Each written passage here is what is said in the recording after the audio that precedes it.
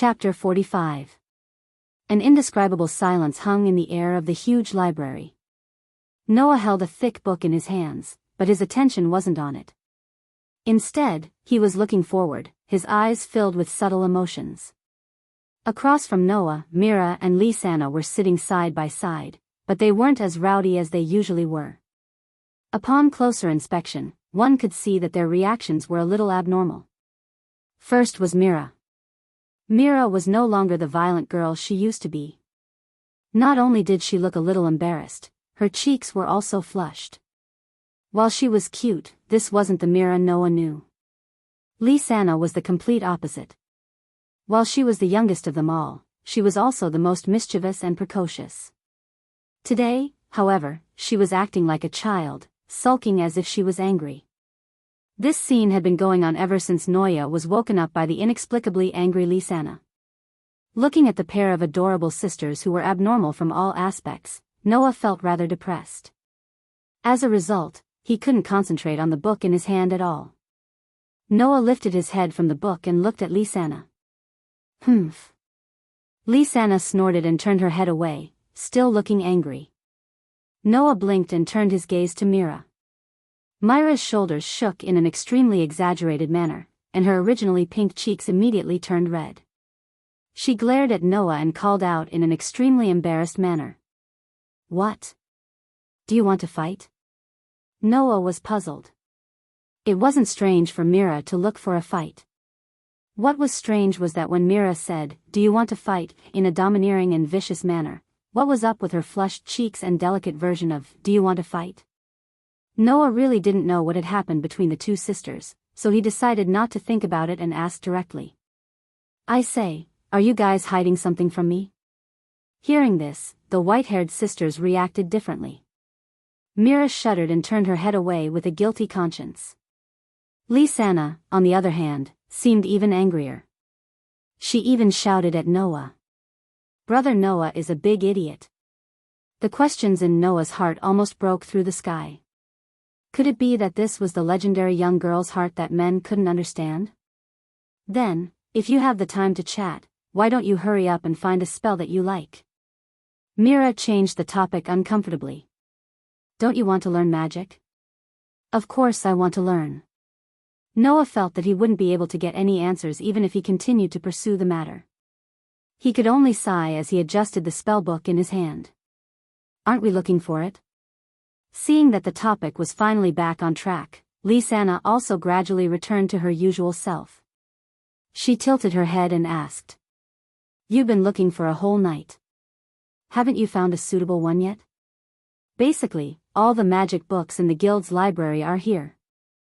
Noah patted the books that were piled up like a small hill on the table next to him, looking helpless. "But I've been looking for a whole night, and I still haven't found a suitable one." "Is it that difficult?" Mira muttered as she grabbed a book and flipped through it. "It's just choosing a spell, not choosing clothes. Can't you just pick the most powerful, and most useful spell? It's not that the more powerful the spell, the better it is. For example, your receive spell is considered extremely ordinary, while Naz's Dragon Slayer spell is a precious lost spell from ancient times. But aren't you still much stronger than Naz?"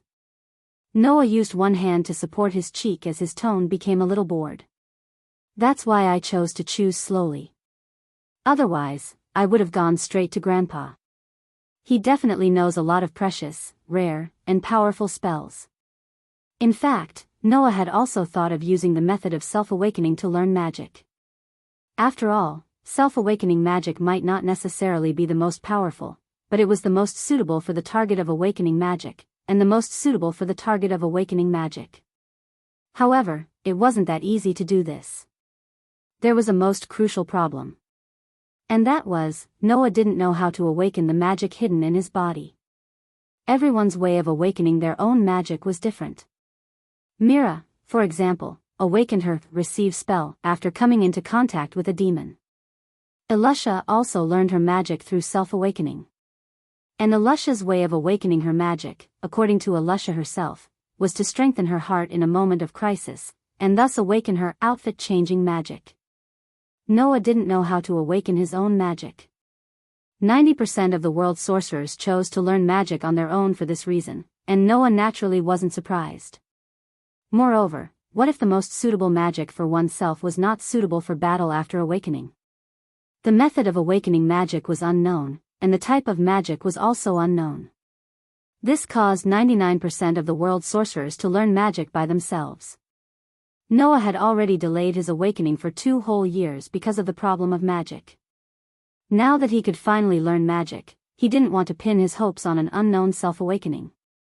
"Brother Noah, why don't you learn receive spell like us?" Lasana's eyes lit up as she suggested.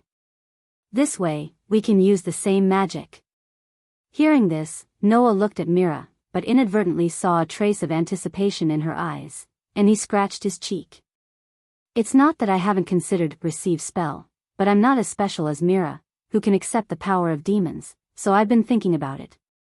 Hearing Noah's words, Mira and Lisana opened their mouths at the same time, and just as they were about to say something, a loud sound interrupted them. Ding dong. Ding dong. Ding dong. Ding dong.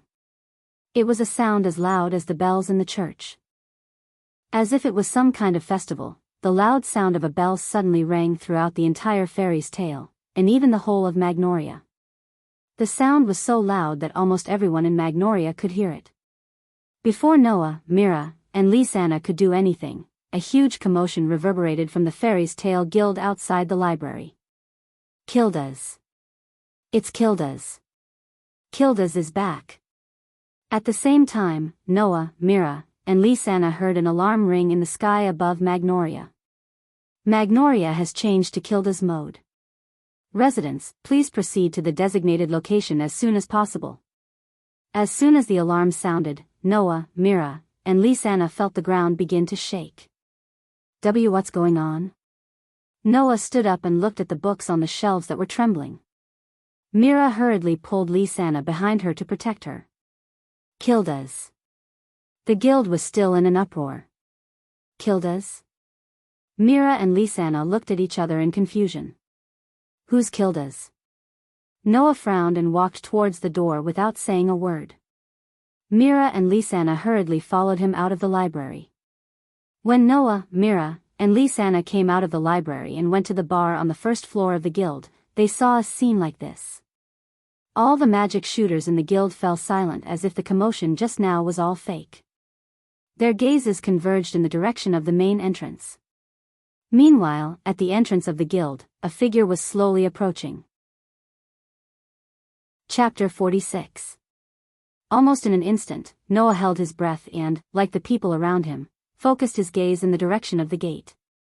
Even though he was inside the guild, Noah could clearly see what was happening outside. If there was a word to describe Noah's current mood, it would be shock. This was because Magnolia had cracked open. Magnolia, which originally had many buildings, was divided into 2 sides with the guild entrance as the dividing line. 2 thick walls were built to protect the buildings on both sides. As a result, there was a road leading from the outside of Magnolia to the entrance of the fairy's tale. Under such circumstances, the existence named Kildas slowly walked over from the opposite side of the road and stepped into the gate of the guild. He was a middle-aged man around 40 years old. Moreover, it was a middle-aged man who wore a dusty cloak.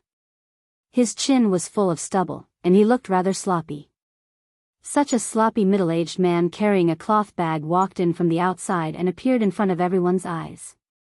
Undoubtedly, he was just a sloppy middle-aged man, but Noah felt a strong sense of presence from him.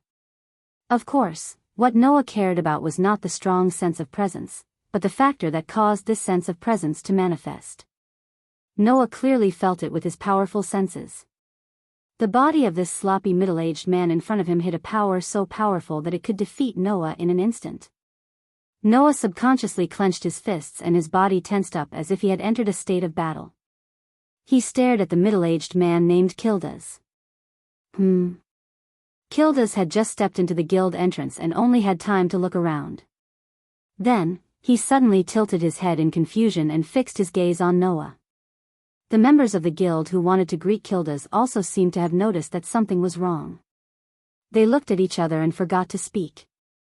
Mira, Lisana, Elusha, Naz, Gray, Karna, Elfman, and the other children of the same age seemed to be thirsty. Their lips became dry and they opened their mouths, but no words came out. In the air, a solemn atmosphere was spreading.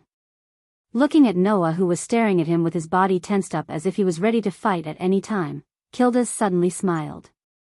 His smile was very steady. It seems that there are some interesting people in the guild while I was away. But I'm not your enemy, so you don't have to be so wary of me, right? Kildas's steady and light voice spread throughout the guild, instantly dispersing the solemn atmosphere. Upon hearing Kildas's words, Noah was taken aback. Then, he realized that his actions were a little too intense. He took in a deep breath and slowly relaxed his body before bowing and apologizing. I'm sorry, my reaction was too intense. You don't have to take it to heart. Kildas's serious expression turned into a frivolous and exaggerated smile, and then he asked curiously. Compared to that, I'm more curious about why you're suddenly wary of me. Because you're very strong. Noah replied without hiding anything. I can feel that you're very strong. If you were to attack me, I'm afraid that you could defeat or even kill me in an instant. Hearing Noah's words, Mira, Lisanna, and Elusha, who were of the same age as him, revealed astonished expressions. On the other hand, the magic shooters in the guild took it for granted. So that's why you're suddenly wary of me. You're afraid that I would attack you? Kildas was stunned at first, but he soon burst into laughter. That's interesting. Hey! At this moment, Naz jumped out and pointed at Kildas arrogantly. Who are you? Me? Kildas pointed at himself and grinned. My name is Kildas, and I'm also a sorcerer from Fairy's Tale. Fairy Tale sorcerer? Mira, Lisanna, Elusa, Elfman, and the others all looked at each other in bewilderment. Kana. Noah, on the other hand, cast his gaze to Kana, who was standing at the side, and asked this senior, who was the first to join Fairy Tale among the children of the same age. Do you know him? However, Noah did not get a response. Because Kana was staring blankly at Kildas, who was standing at the door. She did not say a single word and looked absent-minded. Seeing this, Noah pushed Kana's shoulder in a daze. Kana? Ah! Kana exclaimed softly. When she came back to her senses, she forced a smile on her face. What? What's wrong? Didn't you hear what I said? Noah was puzzled. Are you not feeling well? No. I'm fine. Kana quickly brushed it off. What did you just say? I want to ask you, who is this person? Noah could only suppress his doubts and ask again. Why did Magnolia suddenly have such a change? Are you talking about Kildas? Kana looked at Kildas again.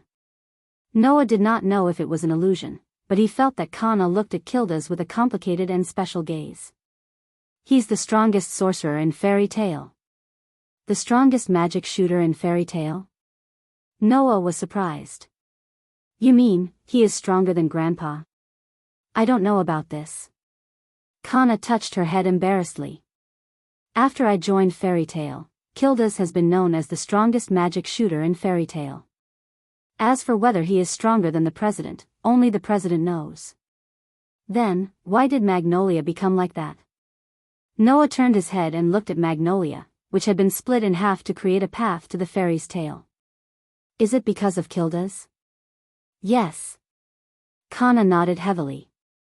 Because the magic that Kildas used was the superior grade destruction magic crush. Noah's eyes suddenly became cold. There were thousands of magic spells in the magic world. Some of them were ancient magic that had been passed down since ancient times and developed by the ancestors. Some were lost since ancient times, and only a few people had the luck to learn the lost magic. Some were new magic spells that were developed by some outstanding magic shooters. Some were rare magic spells that were obtained from documents that were left behind by some powerful magic shooters. Among so many magic spells, there were naturally some that were far more powerful than ordinary magic. Once learned, the power would be extremely outstanding. Superior grade destruction magic. Magic with this title meant that in the field of the destruction, this magic was definitely at the forefront of all magic, far surpassing the existence of other magic spells. Although it could not be said to be the strongest, it was still many times stronger than ordinary magic spells. In terms of the destruction, perhaps even Naz's Dragon Slayer magic could not be compared to this magic spell. Kildas seems to be unable to control his magic properly. If he is not careful, it will cause a lot of damage. Kana explained. So, in order to not cause unnecessary losses, Magnolia specially switched to a mode that was convenient for Kildas to walk when he returned. Noah was a little speechless, but then he became excited. Destructive power that even the town had to avoid? Superior grade destruction magic, how powerful was it? Chapter 47. With the return of Kildas, the magic shooters of Fairy Tale were in an extremely excited state for the whole day. It was not only because Kildas was the strongest magic shooter in Fairy Tale, but also because Kildas was usually wandering outside and rarely returned to the guild. Sometimes, Kildas would spend a lot of time on extremely difficult missions. Sometimes, Kildas just wanted to travel outside and train himself while living the life of a wandering hero, so he spent a lot of time in other places. Everyone knew that the strongest magic shooter in Fairy Tale was a person called Kildas, but Kildas rarely appeared in the guild. Naturally, when he returned, everyone became excited. Not to mention, the magic that Kildas used was the superior destruction magic, Crush. Therefore, even if he was just passing by Magnolia, it would still cause a big commotion. Fortunately, Kildas did not stay in the guild for too long today. After seeing that Makarov was not in the guild, he left a sentence, "I'll come back tomorrow," and left directly. Following Kildas's departure, the guild gradually returned to its original state. However, the guild was still in an excited state, which made the children of Noah's generation who were not familiar with Kildas very curious. That guy is the most powerful sorcerer in Fairy Tale? If I beat him, I'll be the strongest, right? The hot-blooded Naz spat out flames and rushed out of the guild after saying this. Idiot. Gray, who joined Fairy Tale only a few years later than Katrina, was also not familiar with Kildas, but he had more or less heard of Kildas's rumors. He sneered at Naz and sat on the side, chatting with others. He even took off his clothes. Kildas? Elisha pondered for a while and then walked out of the guild with a determined expression. She must have been stimulated by Kildas and decided to use him as a target to strengthen her training. A man among men. Elfman mumbled. Elfman muttered these words with a longing look in his eyes. It seemed that he had taken Kildas as his idol. Katrina stared blankly at the direction Kildas left and did not say anything for a long time. I don't know why everyone is so excited about such a big uncle. This was Myra's vicious and disdainful comment. He's quite manly, but very sloppy. Are all boys like that when they grow up? This was the sigh of the mischievous Lisanna as she blinked her big eyes. Noah was the only one who glanced around at his companions before he quietly left and walked towards his room. Phew, lying on his bed, Noah slowly exhaled and closed his eyes, sinking into silence. To be honest, the appearance of Kildas not only stimulated Elisha and the others, but also stimulated Noah. With extraordinary senses, Noah clearly knew how powerful Kildas, the strongest magic shooter in Fairy Tale, was. Noah had only felt such a strong sense of presence and power from one person so far. Makarov. In other words, as the strongest magic shooter in Fairy Tale, even if he was not as strong as Makarov, he was definitely at the level of the 10 great Saint Magi. Noah really did not expect that there would be such a powerful existence in Fairy Tale. Kildas is definitely an S-rank magic shooter.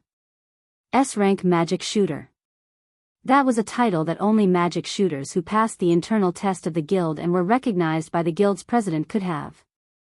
In the Fiori Kingdom, as long as it was one of the top guilds, there would be at least 1 or 2 S-rank magic shooters. Due to the differences in the internal tests of each guild, the strength of the S-rank sorcerers in each guild was also different. However, even in the Phantom Lord, which had a large number of people and many branches, the number of S-rank sorcerers did not exceed 5. Fairy Tail's S-rank magic shooters test was notoriously difficult. Until now, Noah had only heard of S-rank magic shooters in the guild, but had never seen one. Today, Kilda's appearance made Noah certain that he was definitely an S-rank magic shooter in Fairy Tail. Grandpa always forbade me from going to the second floor, saying that there were extremely difficult missions that only magic shooters who were recognized by him could take on. In the past, I did not know what level I had to be considered as being recognized by Grandpa. Could it be that I have to be at Kilda's level? Noah sighed. Looks like I'm still far from it. Noah did not know that his thoughts were preconceived. The second floor of the Fairy's Tail was only accessible to S-rank magic shooters in the guild, and only S-rank magic shooters could accept quests from inside the Fairy's Tail. The S-rank magic shooters in Fairy Tail were very high, but how could it be so high that only people who had reached the level of the 10 Great Saints could become one? Kilda's had undoubtedly reached the level of the 10 Great Saints, so it was natural for him to become an S-rank magic shooter. Noah equating Kilda's, a 10 Great Saints, with an S-rank magic shooter was somewhat wrong. However, this did not hinder Noah's next decision. Reaching out, Noah looked at his palm that was facing the ceiling and clenched it tightly. The problem of magic has to be solved as soon as possible. With that said, Noah couldn't help but have an idea in his mind, and it got out of hand. At this moment, there was a light knock on the door, and Lysana's little head poked in. Seeing Noah lying on the bed and staring blankly at the ceiling, she faintly sighed. "Big brother Noah, why did you suddenly leave? You made me look for you for so long. What's wrong? Are you hungry?" Noah did not even turn his head as he casually replied. "Sorry, Lysana, I can't eat with you today. I'm thinking about some things. You can eat with Mira and the others. It's morning now, and I've already eaten breakfast. I won't be hungry so soon." Lysana walked over angrily and slapped away Noah's clenched fist that was facing the ceiling. She then put her hands on her waist. "Big brother Noah, I find that you're getting more and more annoying." "Huh?" Noah looked at her with a puzzled expression. "I don't think I've done anything to annoy you, right?" "You have. You have." Lysana's eyes were starting to moisten. "Big brother Noah, do you not like me anymore? This. Where did this come from?" Noah hurriedly got up and looked at Lysana, who was about to cry at any time. He felt a headache coming on. "Lysana, don't cry. As long as you don't cry, I'll do anything." "Really?" Lysana secretly glanced at Noah with teary eyes, her eyeballs rolling. Then close your eyes." Noah immediately closed his eyes. The next moment, an extremely soft touch covered Noah's lips, causing him to frown slightly. However, he did not suspect anything and continued to close his eyes. After a while, the soft touch disappeared and Noah heard Lysana's laughter. When he opened his eyes, he saw her blushing face, but she looked extremely happy. "I'm even with big sister Mira." After saying that, Lysana skipped out of Noah's room. Noah scratched his face. What's going on? Chapter 48. The next day, it was the second day after Kilda's return to Fairy's Tail. Noah got out of bed, put on the clothes that Lysana had chosen, and went to the bar on the first floor of the guild with Lysana. Lysana wanted to hide behind Noah as soon as she went downstairs. After all, Naz and Gray would pounce on Noah for a duel every time this happened, and then they would be dealt with by Noah. Lysana didn't want to be implicated in this process. However, Lysana soon discovered it. Today, Naz and Gray didn't pounce on Noah at all. Instead, they sat at a wooden table. Naz, who was sitting there, was hugging his arms with tears in the corners of his eyes. He looked angry, and there was a bump on his head. Gray was making fun of Naz, which made Naz very angry. His eyes became more and more moist, and he looked like he could cry at any time.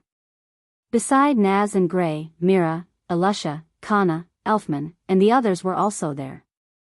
They looked at Naz, who had a bump on his head, and seemed to be scolding him, which made Naz a little dejected. What's wrong with Naz?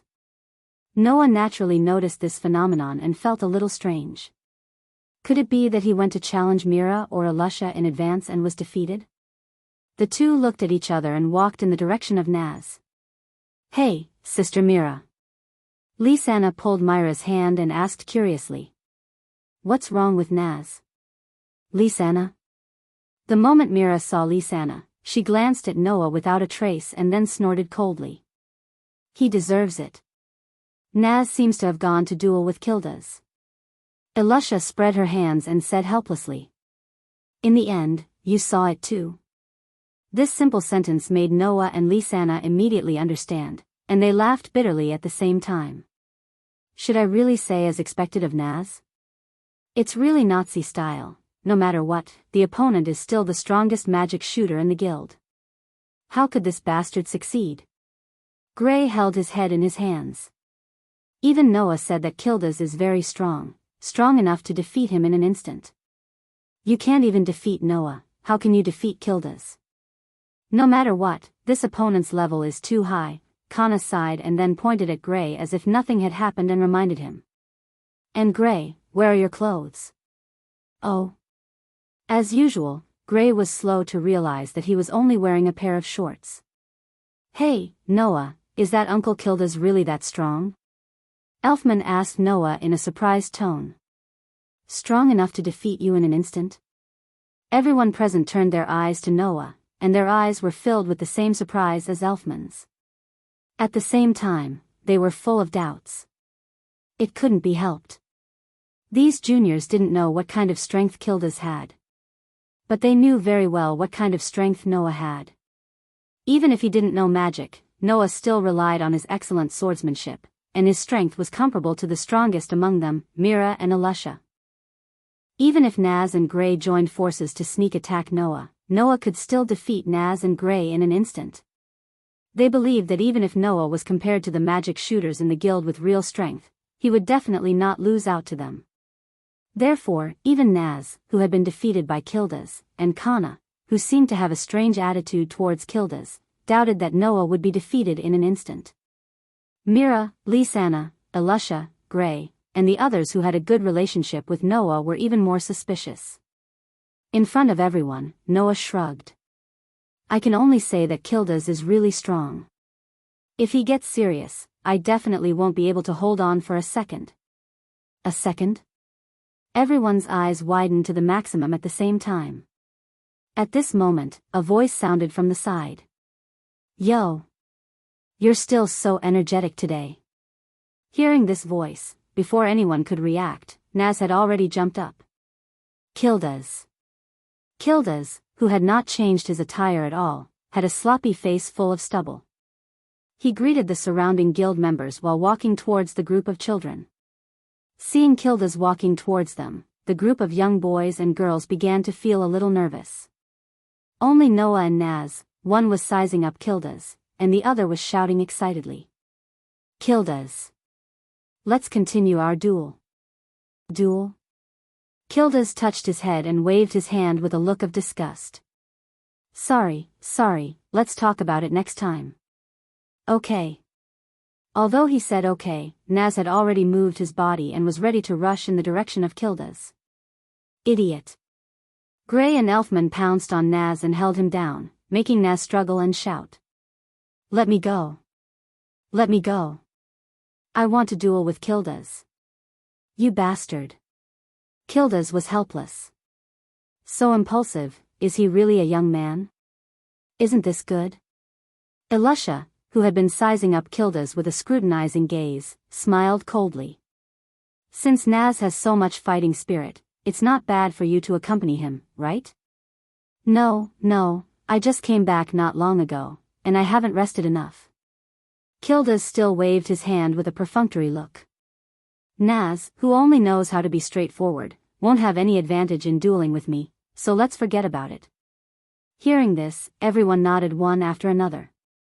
The strength of Kildas was unfathomable. If one wanted to challenge such an existence, one would have to use roundabout tactics and strategies when one's own strength was at a serious disadvantage. Only then could one have a pitiful chance of winning. For someone like Naz who only knew how to charge forward, it was needless to say, no matter how fiercely he charged, he would just be sending himself to death. The pitiful chance of defeating Kildas was directly reduced to zero. Therefore, everyone could understand the meaning of Kilda's words. However, the development of the next moment was beyond everyone's understanding. Then, Noah raised his head and looked at Kildas with a provocative smile. "How about I fight with you, Noah?" Everyone was shocked. Kildas was also stunned. Looking at Noah, the lazy and sloppy expression on his face gradually disappeared and was replaced by the steady smile that he had when he first returned to the guild yesterday. "Then I'll accompany you for a while." Everyone was stunned at first, and then they exclaimed at the same time. Come on, come on." Instead of cheering, voices came from all around, more like joining in the fun.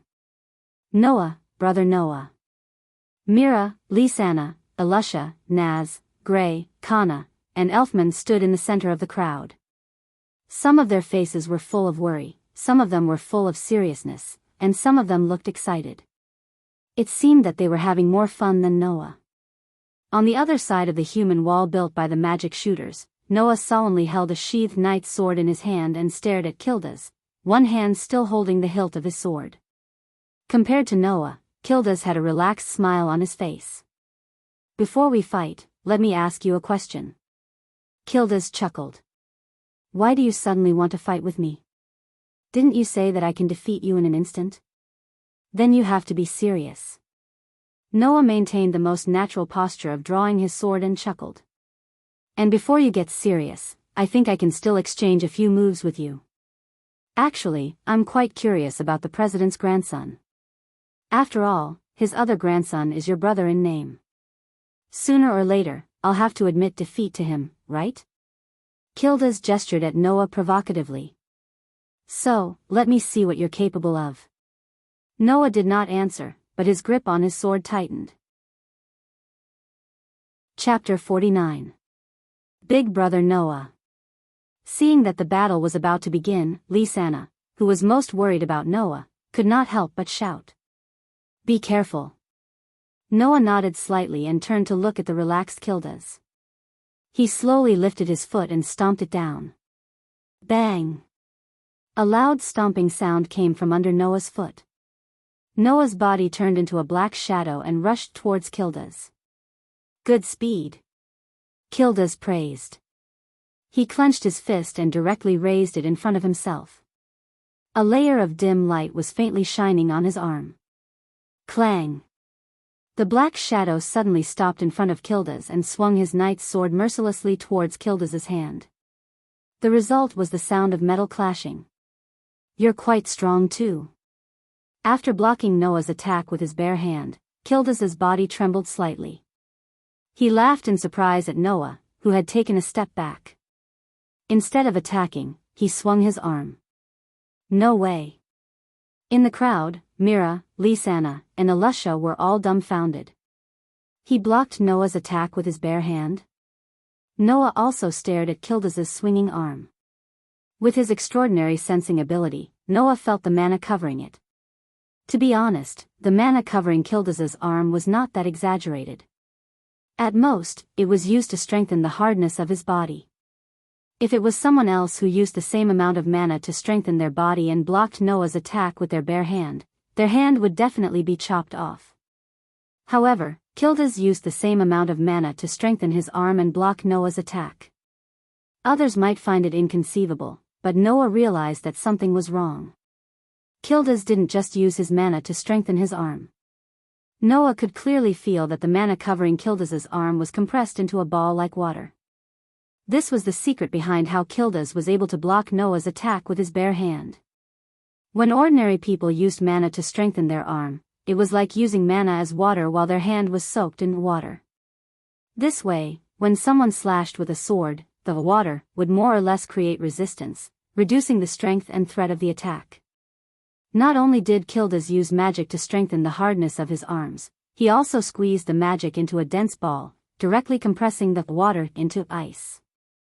The result of this was that ice was able to block the slash, unlike water, which was only able to obstruct the slash and reduce its power. Noah had never seen such a way of using mana before, and it made Noah's eyes light up as he came to a sudden realization. So, mana could be used like this? Noah, who had a lot of understanding, glanced at the knight's sword in his hand, and his eyes flashed. Since Kildas could compress his mana and increase its density to strengthen his arm, then if he used the same method to cover his sword with mana, would he be able to greatly increase the sharpness of his sword? Thinking of this, Noah directly turned his thoughts into actions. The mana in his body flowed out continuously and gathered on the knight's sword in his hand. To be precise, it should be said that it gathered on the body of the knight's sword. Then, Noah used his superb control over magic power that he had trained hard for 2 years to control the magic power that covered the knight's sword. He compressed the magic power that flowed like water on the sword into a thin layer that was even thinner than the sword itself. Kildas, who noticed this, was really surprised this time. But before Kildas could say anything, Noah once again rushed out. His body shot out like a bullet from a gun, and the knight's sword in his hand rubbed against the air. In the sharp sound of the air breaking, he slashed towards Kildas. Kildas's gaze turned cold. He hurriedly raised his hand that was compressed with mana and blocked in front of himself. Clang! A loud sound, like the ringing of a bell, reverberated in the air. Kildas, who was at ease just now, actually took a step back in the sound of the bell. His eyes were full of shock as he looked at Noah. Kildas retreated. The magic shooters of fairy tales suddenly burst into an uproar. A 13-year-old child had forced the strongest S-rank magic shooters of fairy tale to retreat? Although Kildas was careless and didn't expect Noah to suddenly use mana in such a way, it was natural for outsiders to be surprised. As for Mira, Lisanna, and the others, their faces were full of joy. On the other hand, Noah, who had caused this scene, seemed to be immersed in it. His pupils gradually constricted. It can be even thinner and sharper. Muttering this sentence, the mana covering the knight's sword in Noah's hand surged and became even thinner and sharper. In fact, Noah even made the magic vibrate and rub against each other like a chainsaw. Ha! With a cold shout, the knight's sword in Noah's hand turned into a blur and swung forward like a storm, leaving behind streaks of dazzling sword light. His vision was filled with streaks of sword light in an instant, which made Kildas tremble. He quickly raised his other hand and used both hands to block in front of his body. Clang, clang, clang, clang. In the center of the field, streaks of sword light fell on the pair of muscular arms. It was as if they were chopping on some kind of steel, and the sound of bells rang out continuously. It can be even thinner and sharper. Noah's gaze became sharper and sharper, and the knight's sword in his hand swung even more violently. The mana covering the sword was becoming thinner and thinner, and the friction was getting faster and faster, making the sword sharper and sharper. Perhaps, under such circumstances, Noah already had the ability to slash a house in half with a single slash. However, such powerful slashes only left white marks on Kildas's arm that was blocking in front of him. They couldn't even scratch the skin on Kildas's hand. What a shocking fellow! Yizichin sighed. Hiding behind his crossed arms, Kildas raised his head and looked through the streaks of sword light that formed a net and fixed his gaze on Noah's face. Then, he slowly raised the corner of his mouth. But, this is not enough. After saying that, Kildas abruptly opened his arms. Bang! The streaks of sword light that were slashing towards Kildas's arms were like a spider web and were easily blown up by Kildas. However, Noah was not surprised when he saw Kildas's exposed chest. Instead, he was delighted. Now's the time. Wave-like magic power surged out of Noah's body and gushed into the knight's sword in his hand, pouring into the blade of the knight's sword. The knight's sword in Noah's hand emitted a strong light. Clang! Along with the sound of the sword, a comet-like sword light burst out from the space with a sharp sonic boom. It was like a meteor flashing by, and almost instantly arrived in front of Kildas. Kildas's expression changed and then froze. For the first time since the beginning of the match, he had a serious expression on his face. You're too naive. Lowering his body slightly, Kildas abruptly stretched out one of his hands and directly clenched it. A monstrous amount of mana surged out from his hand. Bang! Under the gazes of the crowd, the dazzling sword light turned into powder like a piece of dough when Kildas clenched his fist. Then, Kildas threw a punch at Noah's face, whose pupils had shrunk. Chapter 50. Dong! Along with a low muffled sound, the hearts of the surrounding onlookers also jumped fiercely. Soon after, everyone present saw it. Noah's small body was like a kite with a short string. His body flipped a few times in the air and flew out. Then, he landed heavily on the ground dozens of meters away, making a loud crashing sound. Noah, brother Noah. Mira, Lisanna, Elusha, Naz, Gray, Karna, and Elfman all exclaimed in unison as they ran madly towards Noah. Oh no! Even Kildas, who was still in the posture of swinging his fist, was shocked. I accidentally got serious. Brother Noah. Lisanna helped Noah up from the ground, her eyes almost instantly tearing up. Brother Noah. Brother Noah. Mira stood in front of Kildas, her body surging with extremely dark mana like ink. Her eyes and expression became extremely ferocious. I'll kill you. Elusha, Naz, and Gray also got into their battle stances and stared at Kildas in front of them. It seemed that they would attack at any time. Although fists and kicks had no eyes, it was inevitable that there would be some injuries in this kind of duel. However, looking at the power of Kildas's punch, it was possible that it could have blasted a rock. As for Noah, it would not be strange even if he died, since he had taken the hit with his head. No matter how much Fairy Tale valued her companions, no matter how much she shouldn't be hostile towards her own people, under such circumstances, everyone couldn't care less. No matter what, this is too much. Elusha said angrily. Do you want to kill Noah? Don't think that we will be afraid of you just because you are an S-rank archmage. Gray also surged with mana. It seemed that he was also very angry.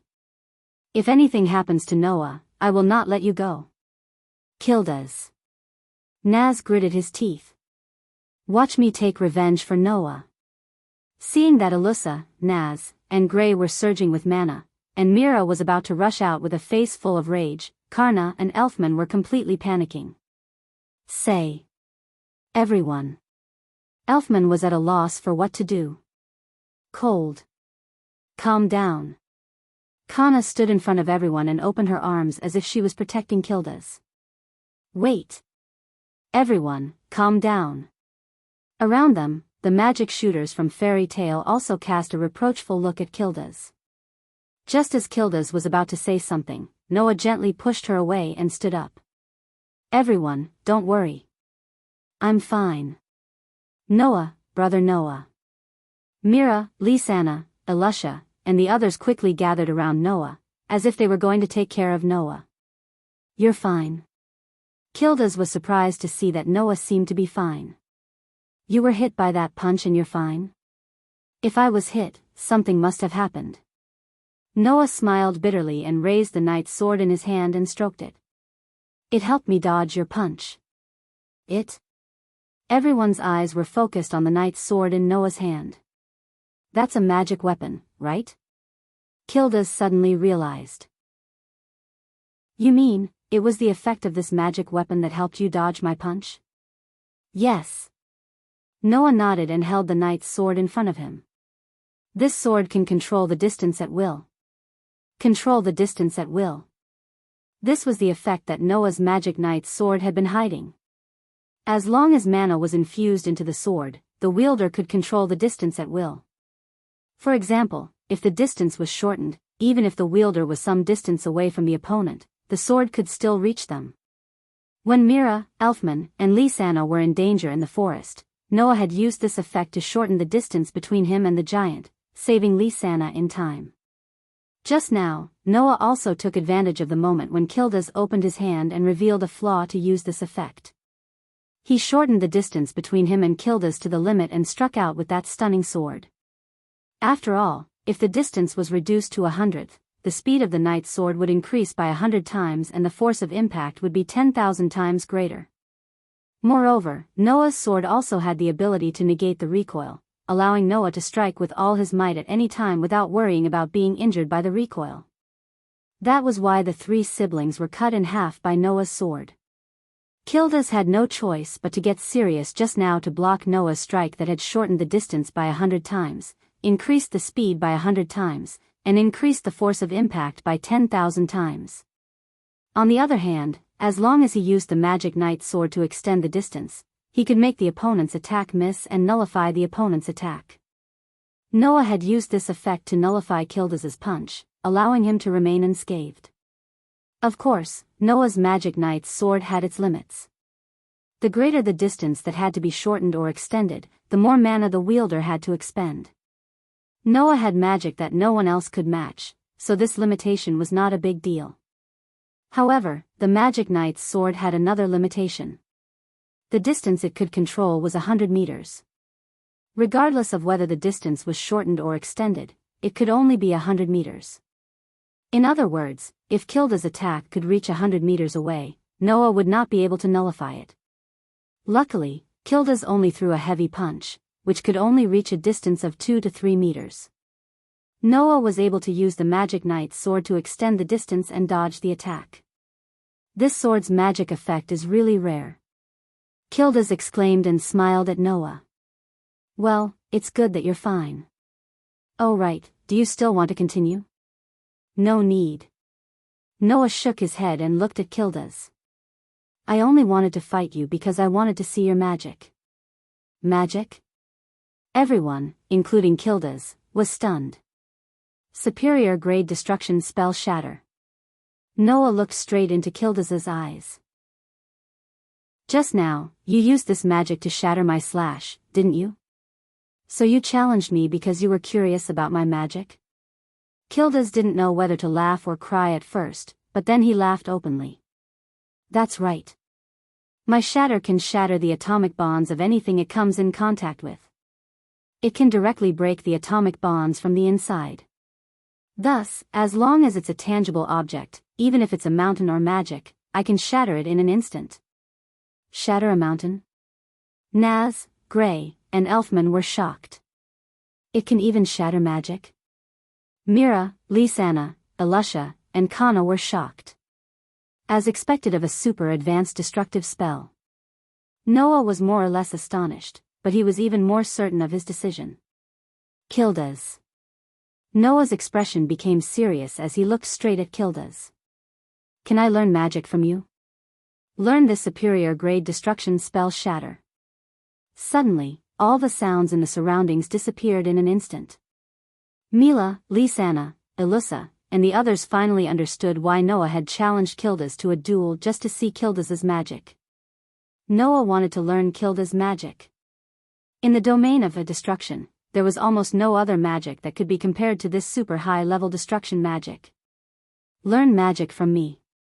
Kildas took in Noah's serious and solemn expression, and a meaningful look appeared in his eyes. President, did he agree? Noah was silent. Chapter 51. In fact, from the beginning, Noah was very hesitant about whether he should learn magic from Kildas. Noah was not very clear about the power of the superior level destruction spell, Crush. However, from the fact that Kildas, who was definitely a 10 saint, was unable to fully control Crush and repeatedly broke things, causing Magnolia to have to modify because of it, one could roughly see the power of Crush. As for Noah, he was born with a powerful magic that others could not match. Once he learned magic, his strength would increase by leaps and bounds.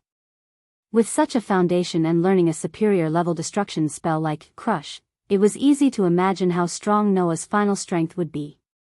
However, this was where the problem lay. Even Kildas was unable to properly control Crush. Once Noah learned Crush, what kind of consequences would it cause? Originally, Noah's magic was abnormally powerful. Even in the past, due to his magic going berserk, it would cause no small amount of disasters. Now, if this magic was used to use the superior level destruction spell, Crush, if he was not careful and was unable to control it like Kildas, then the disaster it would cause would definitely not be comparable to Kilda's level of disaster. Noah was finally able to completely control his magic with great difficulty. However, after learning magic, there was still the possibility of it causing a disaster. How could Noah not hesitate? After all, Noah originally worked hard to train his magic control so that he would not cause trouble for the people around him after learning magic. If learning crush would still cause the same consequences, then it would be putting the cart before the horse. Not to mention, after a sorcerer learned magic, their magic power would also increase as they became more familiar with the magic. If Noah really did not want to cause trouble for the people around him, then he would still have to work hard in the future. This was a long way to go. Thus, when he decided to learn crush from Kildas, Noah also took a long time to make up his mind. Thinking of this, Noah took a deep breath and nodded heavily. Although I have not told grandfather, I think grandfather should not oppose me. Oh? Kildas asked with great interest. Why? Because I've already made up my mind. Noah raised his head and said. Once I start learning crush, I won't return to fairy tale, as long as I don't control it well. Wah! The surrounding people were all shocked. Noah, big brother Noah. Mira, Lisanna, Elisha, and the others immediately panicked. However, Noah was still staring at Kildas. The look in his eyes seemed to tell Kildas how determined he was to make this decision. Kildas rubbed his head. This is going to be troublesome. When Kildas looked very distressed, an aged voice drifted into their ears from outside the crowd. Kildas. The crowd gradually opened up a path, and Makarov walked in from the outside, appearing in the eyes of everyone present. President. The surrounding people immediately called out. Grandpa. Naz and Gray hurriedly said to Makarov.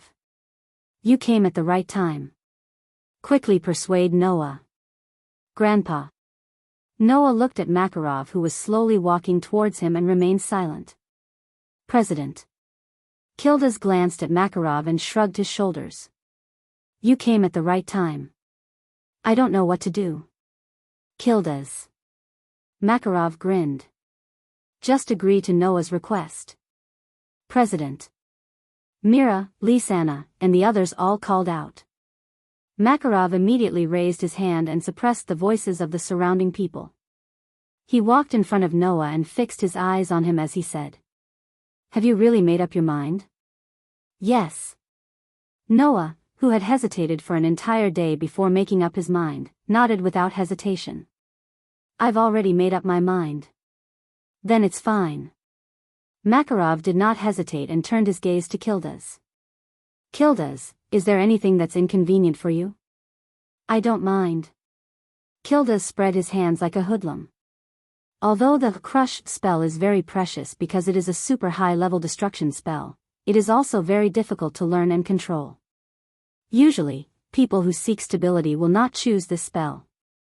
Now that there is someone who wants to learn it, I will not hide this spell. After that, Kildas changed the topic again.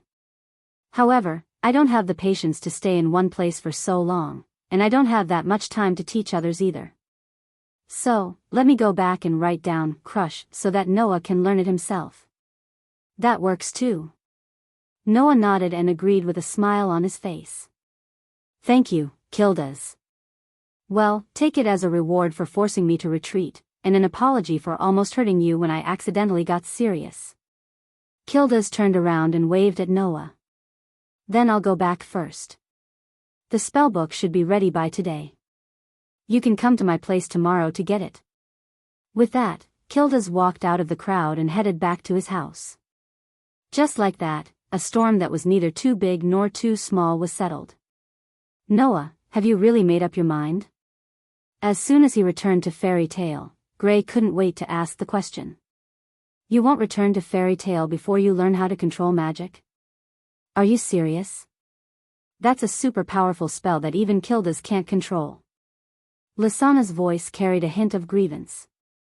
If Big Brother Noah can't learn it, then you won't come back, right? The crush spell is indeed very powerful, but didn't you say that the more powerful the spell, the better? Even Mira couldn't help but feel a little anxious. There are so many spells in the library, I don't believe that you can't find what you want. How about you think about it a little more? Elisha seemed to have an opposing opinion. I think that everyone has a point. You should think about it a little more. Naz, Kana, and Elfman all nodded, showing that they agreed with everyone's opinion. His gaze swept across the faces of his friends in front of him one by one, and Noah sighed. I say, can't you have a little more confidence in me? What Kildas can't do you think that I can't do it? I said that I won't return to Fairy Tale, but I won't go anywhere. Without giving anyone a chance to explain, Noah directly explained. I just want to find a place nearby where there is no one to stay and concentrate on practicing magic. Even if I don't return to the guild, I won't go anywhere. Nearby? Lisanna quickly asked. Is it the river bank? No, I plan to go to the mountains nearby. Noah smiled. After all, what I want to learn is the most outstanding spell in the field of destruction, Crush. If I'm not careful and destroy that place, then it'll be troublesome. I don't want to personally bury the place where I've been staying for almost 2 years. This. Everyone suddenly looked at each other. Have a little more confidence in me. Noah ended the conversation with this sentence. I'll definitely come back. Seeing that Noah wasn't going to change his mind, everyone had nothing to say and could only helplessly nod. The next day. At the foot of a medium-sized mountain near Magnolia, Noah appeared, carrying a cloth bag with a knight's sword. Looking up, Noah looked at the medium-sized mountain in front of him and raised his hand. Looking closely, in Noah's hand, there was a pile of paper full of words lying on top of it. Noah slightly raised the corner of his mouth and walked towards the mountain in front of him. Chapter 52. Magnolia, Fairy Tale. Pushing open the doors of the guild, Mira, Elfman, and Lisa walked in and greeted their companions in the guild. Good morning, everyone. Good morning. The elders of the guild also greeted him casually. Following which, they continued to chat and joke around. It's a little late today. Elusa, who was sitting at a wooden table and eating a strawberry cake, said in boredom. Usually, you guys would be here by now. It's all because of Elfman. Mira glared at Elfman with a dissatisfied expression. If Elfman hadn't spilled our breakfast, we would have been here long ago. Ugh. Elfman lowered his head. Undoubtedly, he was so big, but he acted as if he was bullied. I just wanted to eat my breakfast quickly. Luckily, it's just breakfast. It'll be fine after a simple meal. Lisanna tilted her head and smiled cutely. But if Big Sis Mira didn't see that there wasn't much time left and decided to cook, I would have been even later. Mira can cook. Elisha seemed to be shocked and stood up in surprise. Mira can cook. Are you trying to pick a fight? You stubborn woman. Mira laughed sinisterly. I couldn't find a chance to teach you a lesson. Today, I'll beat you to the ground. I'm the one who made you cry. Elisha glared back. I've tolerated you for a long time. Today, I'll teach you a lesson. After saying that, the two of them immediately stood up aggressively. They even bumped their heads together, causing Lisanna to sigh and complain. What do you mean you couldn't find a chance and tolerated me for a long time? Don't you guys fight every day? Are they fighting every day? Kana rubbed her forehead and looked into the distance. It's the same over there. As soon as Kana finished her words, a series of crackling sounds could be heard. You stepped on me. Hang your eyes. You're blocking my way. Lower your eyes. Naz's and Gray's heads collided fiercely as they glared at each other. They looked like they were about to fight at any time. It was simply a replica of Mira and Elisha. Hey, can't you guys grow up a little? Kana said in a bad mood. If you quarrel and bicker every day, people will think that you have not grown up. It's time for you to be more mature, like Noah. Halfway through her sentence, Kana's voice gradually became softer. When she mentioned the last name, her voice directly disappeared. Noah, Naz and Gray, who originally looked like they could fight at any time, had their expressions sunk at the same time. They didn't say anything. The sinister atmosphere around Mira and Elisha also disappeared. They both snorted and turned their heads away, not saying a word. Big Brother Noah. Lysana's expression was a little depressed as she forced a smile. I almost forgot that Big Brother Noah isn't in the guild. I was just thinking if I should go and wake him up. No one answered. Everyone was silent, causing the surrounding atmosphere to become more or less heavy. That guy, Mira bit her lips and said in a slightly resentful tone. He decided that kind of thing on his own. He didn't even think about how the people on our side would feel. Well, Big Sister Mira, don't blame Big Brother Noah. Lysana collected her emotions and hugged Myra's arm. After all, Big Brother Noah is only nearby. We can go and see him at any time. That's what he said. Elusha asked. Do any of you know where Noah went to train? Yesterday, he said he was going to a nearby mountain. Gray said in a casual tone as he casually took off his clothes. But he didn't say which mountain it was. Doesn't that mean we can't find him? Mira frowned and looked in the direction of the bar. Guild Master, do you know where Noah is? Who knows? Makarov, who was drinking at the bar, was the least concerned about it. He said weakly. Anyway, he'll be back when it's time. Until then, let's take our time. Before Makarov could finish his sentence, something happened that ruthlessly interrupted him. Boom! An earth-shattering sound suddenly reverberated throughout the sky of Magnolia, turning into an echo that reverberated throughout the fairy tale guild. Ah! Many girls in the guild screamed, and the others all cried out in alarm. What's wrong? Mira, Lysana, and Elusha all stood up abruptly. What's going on? This mana. Makarov, who was sitting leisurely at the bar, also stood up. His lazy expression instantly turned serious as he ran out. Seeing Makarov run out, Mira and the others looked at each other and ran out as well. Huff. Huff. Huff. Huff. Almost everyone in Fairy Tale ran out of the guild and followed behind Makarov. They ran along the street in a certain direction. After passing through 2 streets and many tall buildings, Makarov led the members of Fairy Tale out of Magnolia. After an unknown amount of time, the scene in front of them gradually widened, and the number of buildings in the surroundings decreased. The members of Fairy Tale also arrived at the wilderness and continued to run forward. Undoubtedly, Makarov, who had been running at the front, was already old, but his face was not red nor was he out of breath. When he saw a figure appear in front of him, he was startled and stopped. Kildas? Oh. Kildas turned around and saw that Makarov had brought the entire fairy tale over. His eyes widened in shock. Why are you all here? How could we not come with such a big commotion? Mira replied bluntly. By the way, what's going on? What's going on? Kildas let out a rare sigh and let them go. Why don't you see for yourself? As Kildas moved aside, the members of Fairy Tale subconsciously gathered their gazes in front of them.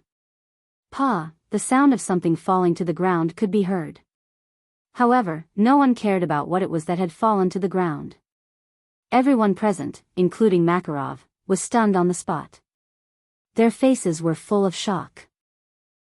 This was because in front of them, there was a pile of rubble.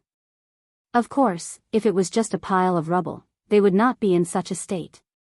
The problem was that if everyone remembered correctly, the location of the pile of rubble should have been a mountain. But now, the mountain was gone. No. It should not be said that the mountain was gone. It should be said that the mountain was broken.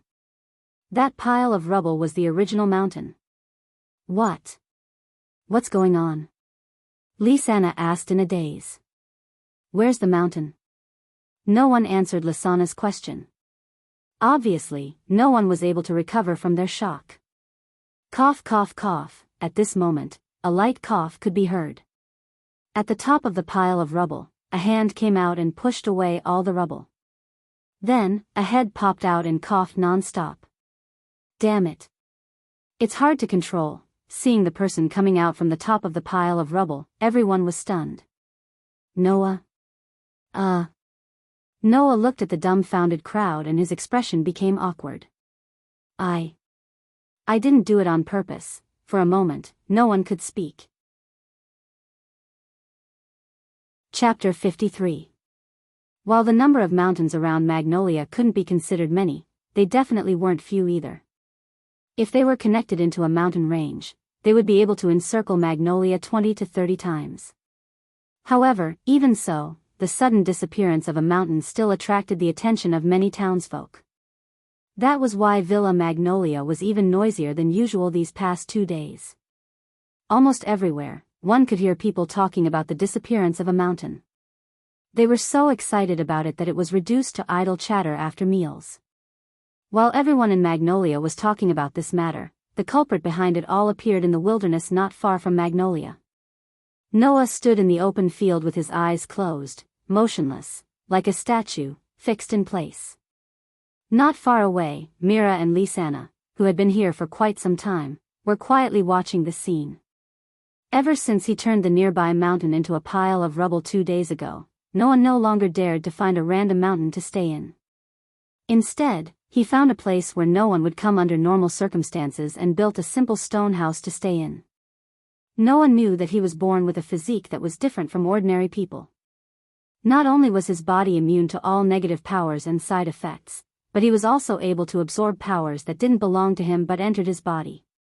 He was also able to recover his mana on his own. He also possessed mana that others couldn't match in extraordinary senses. Other things aside, just his extraordinary mana meant that once Noah learned magic, his strength would definitely increase by leaps and bounds. Furthermore, the magic that Noah had chosen to use was the superior level destruction magic, Crush. Using such a powerful magic to cast Crush, the power of Crush was absolutely astonishing. Undoubtedly, Noah knew that he had miscalculated. In the end, Noah still underestimated himself. He really didn't think that he would be able to turn an entire mountain into rubble after learning Crush for less than a day. If he had known that this would happen, Noah definitely wouldn't have chosen to stay in a mountain. Instead, he would have found a deserted place to stay. Of course, even if this was the case, Noah's path to learning magic could not be said to be peaceful. If someone happened to pass by here, they would definitely be shocked. Because in this extremely vast and uninhabited wilderness, on the ground, there were many deep pits of various sizes. The large ones were at least 200 to 300 meters in diameter, while the small ones were at least 40 to 50 meters in diameter. It was as if they were directly hit by a continuous stream of meteorites. It was extremely shocking. These deep craters were the result of Noah's practice of Crush over the past 2 days or when he was unable to control Crush. It was also because of these craters that Mira and Lisanna, who understood that Noah, who had learned Crush, would not be able to hide from them, were able to easily find him. Looking at Noah standing there motionless, Lisanna was a little confused. What is Big Brother Noah doing? This. Mira pondered for a moment before replying. If I'm not wrong, that guy should be familiarizing himself with the sensation of Crush, right? The sensation of Crush, ? Lisanna was even more confused, her face full of confusion. When people clench their fists and exert strength, isn't it very easy to feel that their clenched fists are filled with strength? Mira explained. It's the same for magic. If magic is compared to strength, when a sorcerer uses magic, they will definitely be able to feel their magic converging in some way. Noah is now familiarizing himself with the sensation of activating magic. What's the point of doing this? Lisanna blinked. Isn't it fine as long as he can use magic? Why does he have to familiarize himself with the sensation of activating magic? Of course, other people wouldn't do this for nothing, but Noah does, Mira said gloatingly. I think he must want to familiarize himself with the sensation of activating magic. That way, even if he can't control it, he can react in time and make a response. Just like before, if Noah had run out of the mountain in time when he lost control of his magic, the mountain wouldn't have disappeared. Well, but this is also good for him. Mira crossed her arms in front of her chest. As long as he can familiarize himself with the sensation of activating magic and grasp that moment, it will be helpful to his cultivation of controlling magic. Is that so? Lisanna muttered, her voice full of hesitation. I originally wanted to see Big Brother Noah, but now he's working hard on his cultivation. What should I do? What do you mean, what should we do? Can't we just go directly? Mira didn't have as many concerns as Lisanna and walked directly in the direction of Noah. Wait, big sister Mira. Really? Lisanna hurriedly followed. In front of her, Noah closed his eyes and stood quietly. Within Noah's body, magic flowed methodically under Noah's control and slowly grew stronger. Feeling the magic power in his body, Noah nodded inwardly. Recalling how to use Crush, he immediately wanted to use it. At this moment, the sound of Mira and Lisanna's footsteps entered Noah's ears. He was about to cast a spell when he heard them. Hum. It was also at this moment that the magic in Noah's body began to flow faster. In a short moment, it was like a wild horse that had broken free of its reins and flowed according to the method of activating the magic that Noah was about to use. Not good. Noah was alarmed. This was the precursor to the activation of Crush. Sensing this, Noah hurriedly turned his head and shouted at Mira and Lisanna. Don't come over. Mira and Lisanna both froze at the same time and reflexively stopped in their tracks. Hum.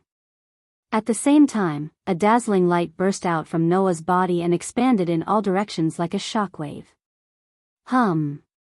Seeing the shockwave of light rush towards them, Mira and Lisanna turned pale with fright. In their hurry, they only had time to raise their hands to block in front of their eyes before their slender bodies were swallowed up by the dazzling light. Boom! A huge sound suddenly rang out. That was the sound of the ground being covered by the light from Noah's body turning into a pile of rubble that was neither too big nor too small, creating a deep crater.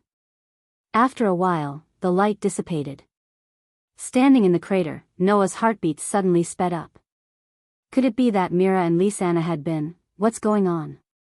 That gave me a fright. Fortunately, the nightmare that he had imagined did not come. Mira and Lisanna were still standing in the same place. Although there was shock on their faces, they were not injured, nor were they missing an arm or a leg. Mira. Lisanna. Only then did Noah put down the huge rock in his heart. But when he thought of the worst-case scenario, his face immediately tensed up. However, before Noah could reprimand the two of them, something unexpected happened. Rip! With a tearing sound, pieces of cloth of different colors flew off from Mira and Lisanna's bodies. Those were Mira and Lisanna's clothes. In the next moment, two equally tender, fair, and charming bodies were exposed to the sunlight without any obstruction. They were also exposed to Noah's eyes, becoming a beautiful scene that Noah would never forget for the rest of his life. Looking at the two charming and tender bodies in front of him, Noah's eyes widened, and his mouth slowly opened wide. Mira and Lisanna felt a chill run down their spines. They lowered their heads and looked at their own bodies. When that familiar fair and delicate figure entered their field of vision, the two girls' minds went blank and their faces flushed red in a second. Ah! A few seconds later, two screams resounded above the crater-filled field for a long time. Chapter 54. Ha! Bang! A ferocious roar and a muffled sound that was loud enough to turn into an echo reverberated in the wilderness that was filled with craters. At the same time, in one of the craters of different sizes, a burst of thick smoke and dust filled the air like an explosion. A figure flew out of the thick smoke and dust. After flying for more than 10 meters, he stopped and stood firmly on the ground, but his figure was in a rather sorry state. It was only natural that he looked wretched. If one had to describe his current situation, it would be that he was being hunted down. Moreover, it was the kind that couldn't fight back. Under such circumstances, the one who attacked him was an opponent whose strength was far inferior to his. How could Noah not be in a difficult situation? When the smoke and dust dispersed, the scene in the crater was exposed to the air. There, Mira had one hand in front of her chest, blocking a part of her fair and tender body, but it was only able to block her chest. Her other hand had completely transformed into a malevolent demonic arm, surging with a dark aura, showing Myra's angry and bashful expression. Behind her, Lysana was squatting on the ground. Her body was curled up into a ball, completely protecting her tender body. There were tears at the corners of her eyes, as if she had been bullied. Noah felt a sense of guilt rise in his heart. Seeing that Mira was about to charge over again, Noah hurriedly shouted, "Wait! Wait! What? What are you doing? Are you trying to kill me? So, do you want to leave behind your last words?" Myra's cheeks maintained a bright red state. Her eyes were also a little moist, but she forced herself to put on a fierce expression. In the end, it made Mira appear as though she had been wronged, causing Noah's heart to involuntarily tremble. His gaze involuntarily once again drifted to Myra's delicate body that was tinged with red. "You're still looking?" Myra's hands tightened in front of her chest. Her expression was one of extreme shame and anger. "Do you really want to die?" I didn't mean that." Noah hurriedly turned his head away. Just as he was about to say something, he heard Mira say this. "I only have one question for you." Mira bit her lips and her voice began to soften. You saw it, right?" Noah's body immediately stiffened. He couldn't help but recall the beautiful scene he had just seen. From a certain perspective, it was absolutely unforgettable. Fair skin. Slender waist. Beautiful curves. Tender body. And the large breasts that had just begun to develop and the heart-trembling little red. Noah, who had never had such an experience before, blushed as expected. His eyes were filled with turbulent emotions, causing tears to well up in Myra's eyes. "You really did see it all?" "No." "Wait." Noah could only be at a loss. His mind was in a mess as he tried to defend himself, but in fact, it was just nonsense. "In the end, it's not my fault. You were the ones who approached it without permission. I don't want to see that kind of thing." "You don't want to see something like that?" Myra's face, which was still filled with shyness a second ago, immediately darkened. The shyness in her heart had all turned into anger. "Since that's the case, then go to hell." "Wait." Looking at the scene of Mira raising her hand that had turned into a demonic arm and rushing towards him, Noah could only dodge in a panic. However, in a situation where he was in the wrong and couldn't fight back, and Noah and Myra's strength were similar, Noah was undoubtedly at an absolute disadvantage. He could only be described as pathetic when he tried to dodge. Fortunately, Myra's seemingly violent attacks didn't seem to carry much killing intent. She was just waving her hands randomly. Although she forced Noah into a sorry state, it didn't pose much of a threat. However, for Noah, the process was rather torturous. It wasn't that Noah was afraid of being attacked by Mira. It was just that Mira was completely naked, and even the slightest movement would reveal a lot of her fair skin. Not to mention, Mira was only using one hand to block in front of Noah. Her actions were frantic as she chased after Noah. Basically, she was continuously taking advantage of him. In other words, Noah could be said to be in pain and pleasure at the same time. On the other hand, Lysana, who had been crouching on the ground, was the first to notice this. She hurriedly shouted at Mira. "Sister Mira! Your body!" Mira, who was about to give Noah a head-on attack, finally realized that she was in trouble.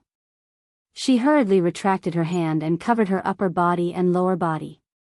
"Noah! I hate you!" Hearing that, Noah could only turn his head away and try his best not to look at Mira and Lysana. His face was full of distress. I really didn't do it on purpose." After the commotion, Mira picked up her and Lysana's clothes that had been reduced to shreds.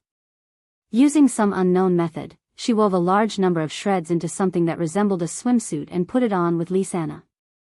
At this moment, Strauss's white-haired sisters were staring at Noah with gazes that seemed to be able to pierce through people. One had a ferocious expression, while the other had puffed up her cheeks and looked aggrieved.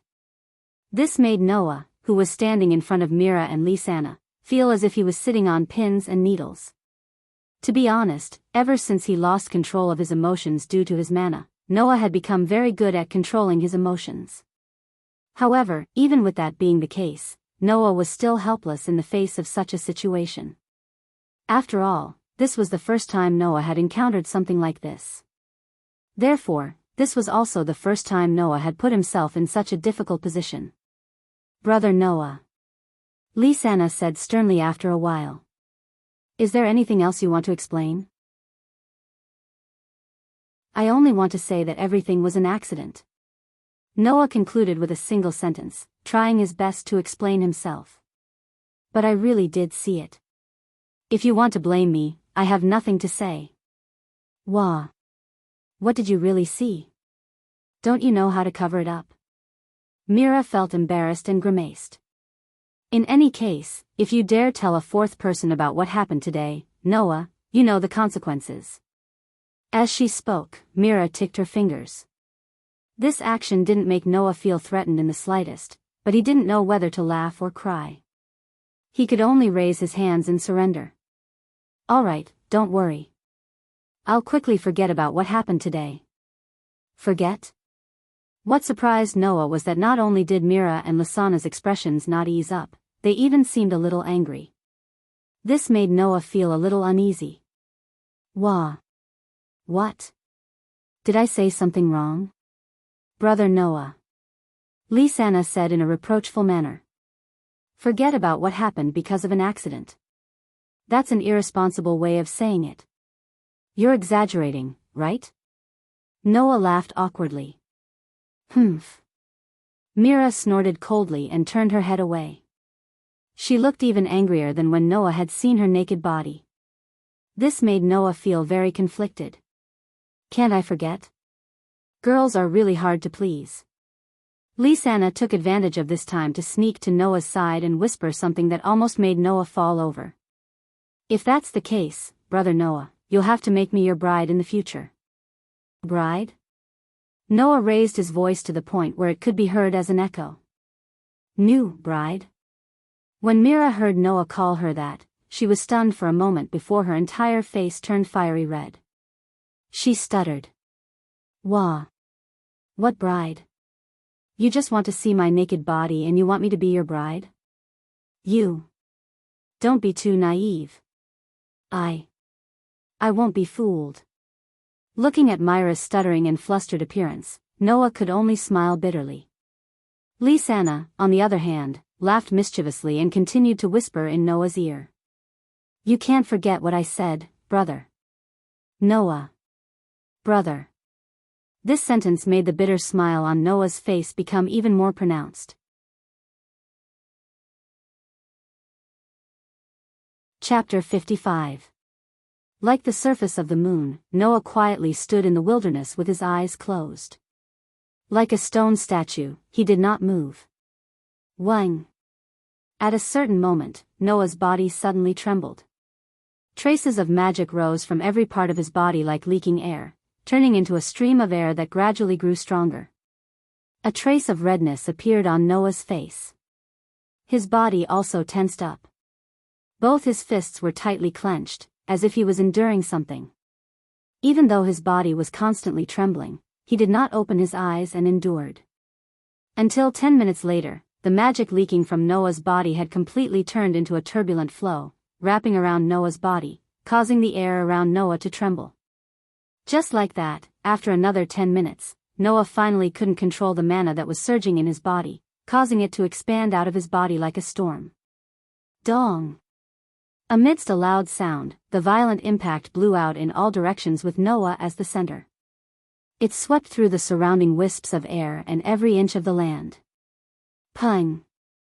With Noah as the center, the ground within 100 meters of him collapsed without warning, as if it had suddenly been completely cut open, turning into pieces of gravel. Some flew into the sky, some fell to the ground, stirring up countless clouds of dust that spread in all directions. This scene lasted for a long time.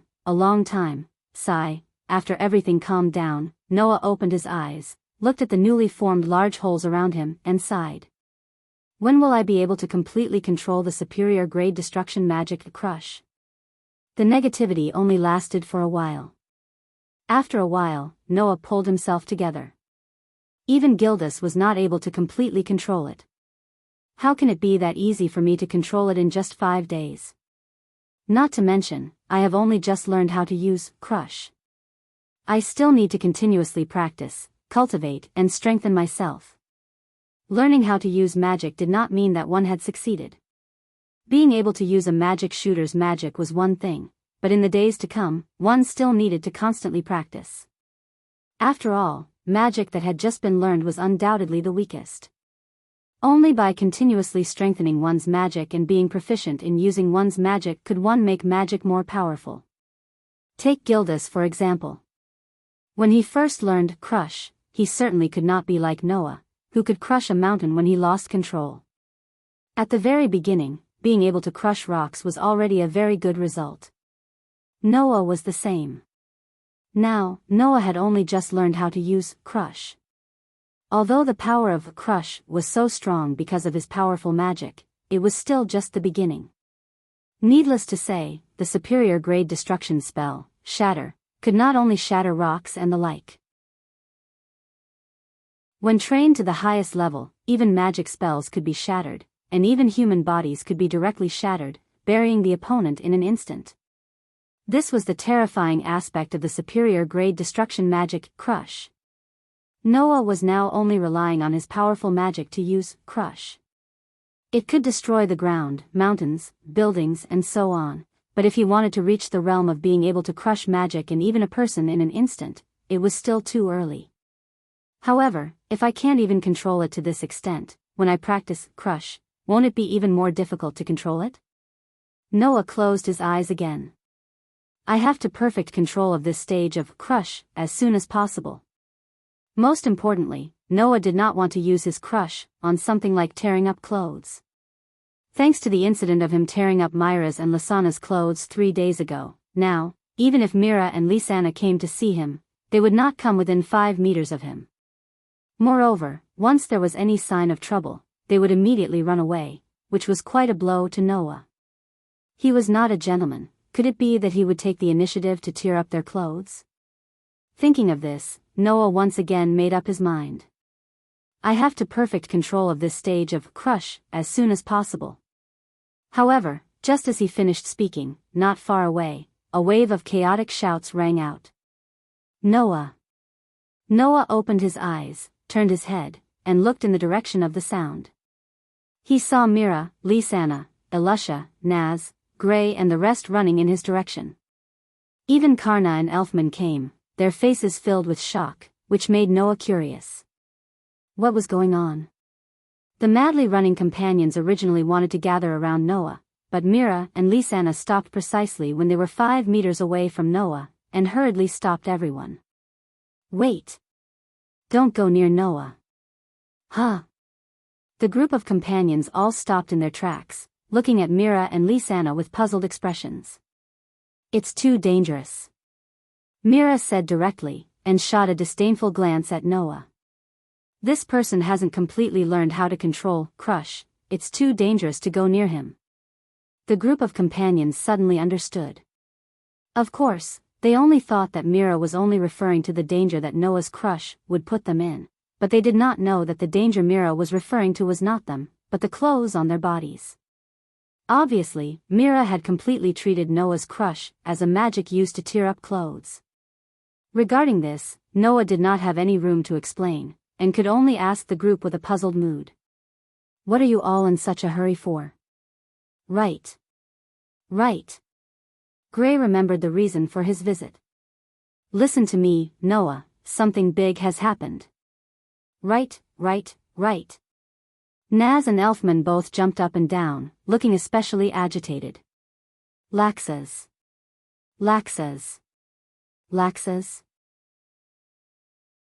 Hearing this somewhat unexpected name, Noah frowned, and turned his gaze towards Elisha's direction. Actually, 5 days ago, after you came out to train, the guild leader announced something in the guild.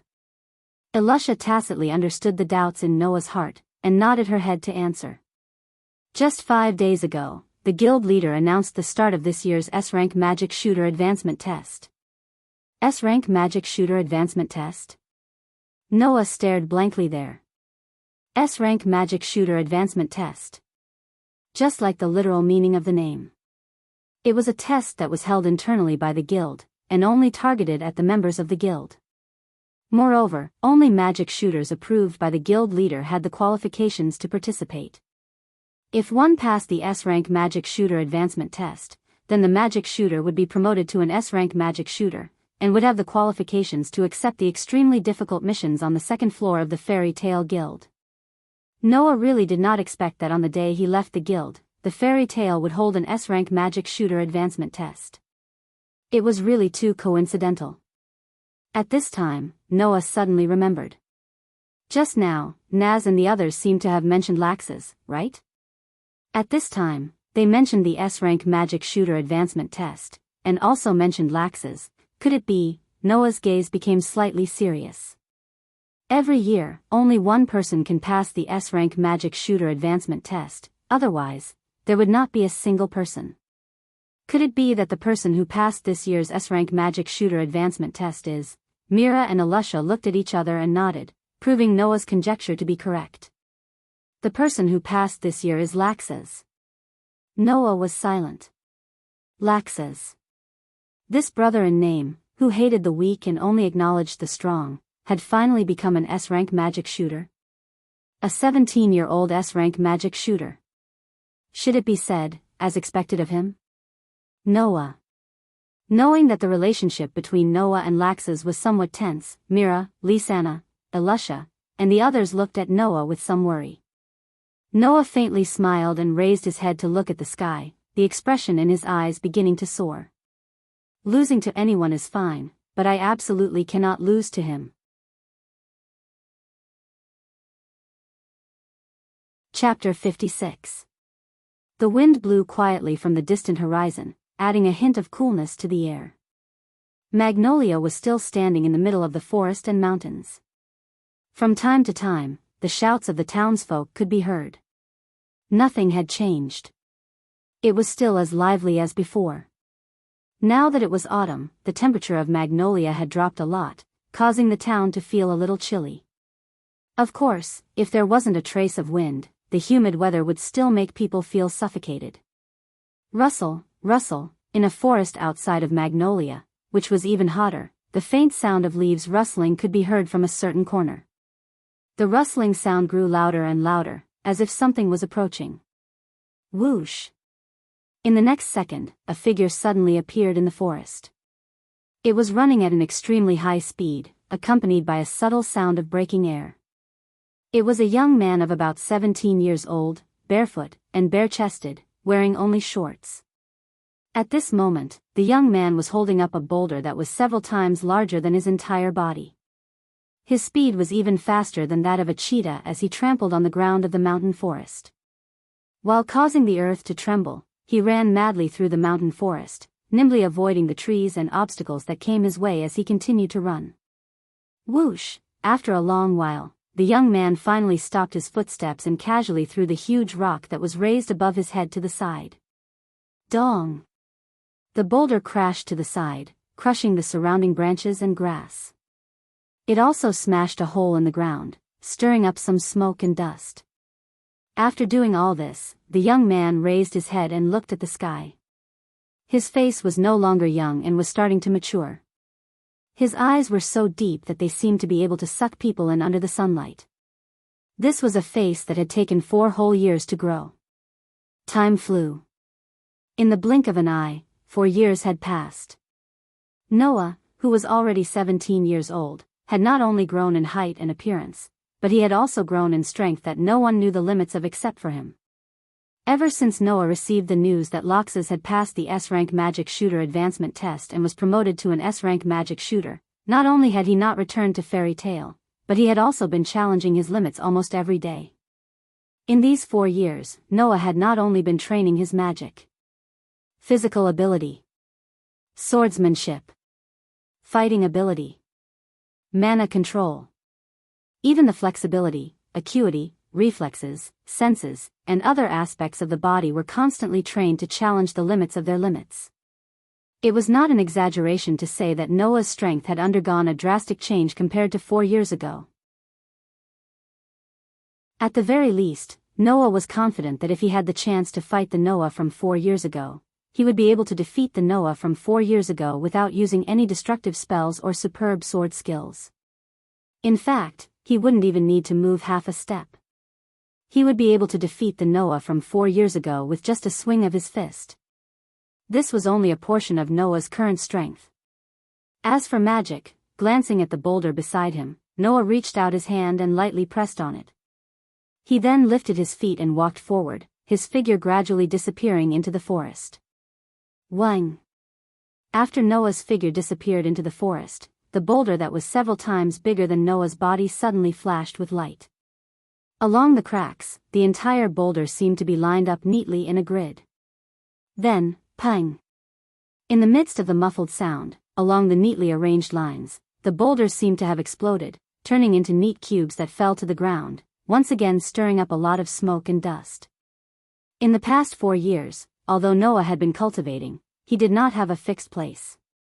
Sometimes it was a mountain. Sometimes it was a lake. Sometimes it was a river. Sometimes it was a forest. Sometimes it was a deep valley or an abyss. Just like that, Noah continued his cultivation as he wandered in various peaceful environments and dangerous places without a fixed residence. However, even if the place was different, Noah had never left the range where he could see Magnolia. Even if he went deep into the dangerous forest and fought with all kinds of monsters to hone his combat experience, Noah would find a high place every day to take a look at Magnolia and take a look at the fairy's tale. Also, because he did not go too far from Magnolia, in the past 4 years, Mira, Lisanna, and Alusha could find traces of Noah from time to time. Sometimes it was a group. Sometimes it was an individual. Sometimes it was a group. Sometimes it was only 2 or 3 people. In short, every once in a while, Noah could always see his childhood friends, so his days were not boring. After all, even the longest time they did not see each other was only half a year. Of course, the shortest time they did not see each other was more than 2 or 3 months. From time to time, he would gather with his childhood friends, play around, and have fun. Each time did not exceed a day. Other than that, there was only training, training, and training. In this life of training, Noah completed these 4 years of cultivation. Noah put on a simple white shirt, black trousers, and a white coat that went past his thighs. He turned his head and looked in the direction of Magnolia. The familiar guild building seemed to appear in his eyes. After a while, he murmured to himself, "That's right. It's time to go back, right?" As he said this, Noah clenched his fist and spread out his hand. A fog-like white light rose from it and rolled back and forth. Only those who were familiar with the high-grade destructive spell, Crush, would know that if this fog-like white light accidentally touched something, the thing that touched it would definitely be smashed to pieces. Noah allowed such a dangerous thing to roll back and forth on his palm, and skillfully let the light dim. After a while, he clenched his fist tightly. In fact, since a year ago, Noah's Crush had never gone out of control. However, for the sake of conservatism, Noah still trained Crush for an entire year. Now, Noah had 100% confidence to make such a declaration. Even Kilda's control of Crush is not as good as mine. After leaving such a declaration, Noah finally could not suppress the feelings of homesickness in his heart. On his face, an excited smile that he had not seen for a long time appeared. He reached out, grabbed the cloth bag that contained the knight's sword and walked towards Magnolia. Magnolia, Fairy's Tale. Looking at the familiar building in front of him, Noah was stunned for a long time. 4 years. He had not returned for a full 4 years. Even if 4 years had passed, Fairy's Tale still did not change much. Only the door seemed to have been changed a few times. Thinking about it, it should not have been destroyed by nature, but by those troublemakers, right? Taking a deep breath, Noah suppressed the feelings in his heart. He reached out and pushed open the door of the guild. The sun had just risen not long ago. Therefore, there was no one in the first floor of the guild's bar. Noah looked at the familiar scene and walked around the bar. Then, he walked up the stairs to the 3rd floor and reached the door of his room. He reached out and pushed it open. What entered his eyes was a scene that completely overlapped with the scene in his memory. Not even the slightest bit of change. But there was not a speck of dust. Just like when Noah had just left. Noah stood at the door and looked for a long time. After a long while, a voice gently reverberated in this simple and crude room. "I'm back." Chapter 57. Who? The moment he opened the window, a cool breeze blew into Noah's face, blowing the bangs in front of Noah's forehead. Noah took a deep breath of fresh air, feeling very comfortable, and his heart seemed to have melted. 4 years. 4 years had passed. He had finally returned to this place. Did he miss it? Perhaps there was. However, Noah was more moved. Undoubtedly, he had not been back for 4 years. The decoration of Noah's room was exactly the same as when he had just left. There was not even a speck of dust. Even the clothes in the wardrobe that belonged to 4 years ago and could not be worn now were still arranged properly. What did this mean? It meant that even if Noah was not in fairy tale for 4 years, there was still someone who came to clean his room almost every day, but did not touch his things without permission. Everything was maintained exactly the same as when he had left. Knowing this, how could Noah not be moved? Of course, Noah could guess who had been cleaning his room for more than 4 years. Really? A beautiful figure that he had not seen for a long time appeared in his mind. Noah could not help but have a smile on his face. I have to thank her properly. Just when Noah was immersed in his memories and feeling moved, a somewhat uncertain and full of disbelief voice echoed behind Noah's back. "Noah. Brother?" Hearing this familiar yet strange voice, Noah almost reflexively turned around and looked behind him.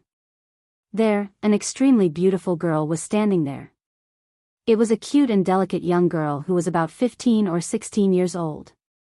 She had snow-white, soft, shoulder-length hair, and was as white as snow. The girl stood at the door, looking at Noah with a very hesitant and somewhat excited expression. Her voice was slightly trembling as it squeezed out from her throat. "Brother Noah, is that you?" Seeing the girl who had changed quite a bit from the familiar figure in his memories call out to him with a familiar tone and address, Noah only stared at her, his expression becoming more and more gentle. "Although I have left the guild for 4 years, if I remember correctly, you found me in the wilderness half a year ago. You should be able to recognize me, right?" Saying this, Noah called out the name of the extremely beautiful girl in front of him. Lisanna. Lisanna finally confirmed that the person in front of her was the owner of this room. All the hesitation and uncertainty on her delicate face turned into excitement, and she did not hesitate to throw herself at Noah. "Brother Noah." Noah did not expect her to throw herself at him, and was hugged so tightly that he almost fell to the ground. However, she didn't care about that at all. She hugged Noah with all her might, rubbing her little face against his chest. "Brother Noah. You're finally back. That's great. That's great."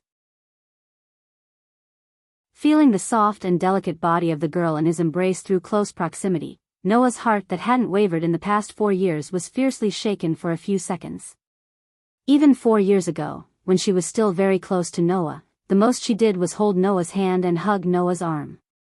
Although she would sometimes act spoiled and make Noah piggyback her, she had never hugged Noah. So, without a doubt, this was the first time she had hugged Noah so fiercely, allowing Noah to hug her tightly. How could Noah, who had never been so close to a girl before, he didn't know about Mila and Lisanna kissing him, not be shaken? Moreover, the current Lisanna could not be compared to the Lisanna of the past. At the very least, Noah, who was hugged tightly by Lisanna, could clearly feel that Lisanna had begun to develop. Hidden under her clothes, there was a certain degree of softness. I know you're happy. I'm happy too," Noah said somewhat awkwardly. "But you don't have to be so excited, right? Didn't we just meet half a year ago? You also know that we haven't seen each other for half a year." Lisanna raised her head from Noah's embrace and stared straight at Noah with a somewhat angry expression. "We used to be together every day, but we've only seen each other less than 10 times in the past 4 years. You won't let me get excited. Alright, I know. Noah could only surrender. Suppressing the rare wavering in his heart, he stretched out his hand and gently stroked Lysana's beautiful white hair like he did when they were children. I'm back. Welcome back. Lysana smiled happily and buried her face in Noah's embrace once more. It really is Big Brother Noah's scent. I miss it so much. So you even remember my scent? Noah didn't know whether to laugh or cry as he gently pushed the dissatisfied Lysana away and looked around his clean room. Lass, you've been cleaning my room for the past 4 years, right? Yes. Lysana didn't hide it and nodded. When Big Brother Noah wasn't around, Big Sister Alusha didn't stay in the guild often and went out to work. Big Brother Elfie was playing with Naz and Gray, and Big Sister Alusha either went out to work like Big Sister Alusha or went to the forest to train. I was the only one who was bored, so I came to clean when I had nothing to do to pass the time. I see. Noah looked at Lysana, who still refused to let go of him, and sized her up. You've changed a lot too, is that so? Lysana smiled a little embarrassedly, but she didn't shift her gaze away and continued to stare at Noah. Have I become more feminine than before? You're still the same as before. You're so mischievous. Noah couldn't help but knock her on the head. When she clutched her head and cried out, he broke free from her embrace and walked out of the room. Let's go. Let's go say hi to everyone. Wait. Big Brother Noah. Lysana hurriedly chased after him and walked out of the room with Noah, heading towards the bar on the first floor. Just as he arrived at the bar on the first floor, Noah heard the noise that he hadn't heard in a long time. Standing at the top of the stairs, Noah looked at the members of the guild who were laughing and chatting in groups of 2s and 3s, and a sense of belonging rose in his heart. As expected, Fairy Tale was still the best. Everyone. Lysana was already shouting at everyone in the guild. Quick, look who's back. Hearing that, everyone in the guild stopped what they were doing and looked towards the stairs. When they saw the smiling youth standing beside Lysana, everyone's eyes widened.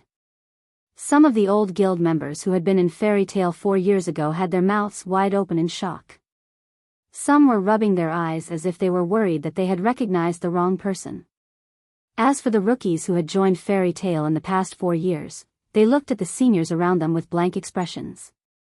The noisy guild fell silent in about 10 seconds. 10 seconds later. Noah?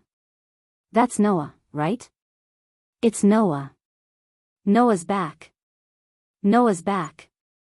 The veteran members who knew Noah all cheered. Noah? Who's Noah? The newcomers who didn't know Noah all looked at each other. Noah. In the next moment, a youth around the same age as Lysana with cherry-colored hair and a scarf around his neck rushed out from the crowd. He raised his flaming fist and rushed towards Noah excitedly. Let's have a showdown.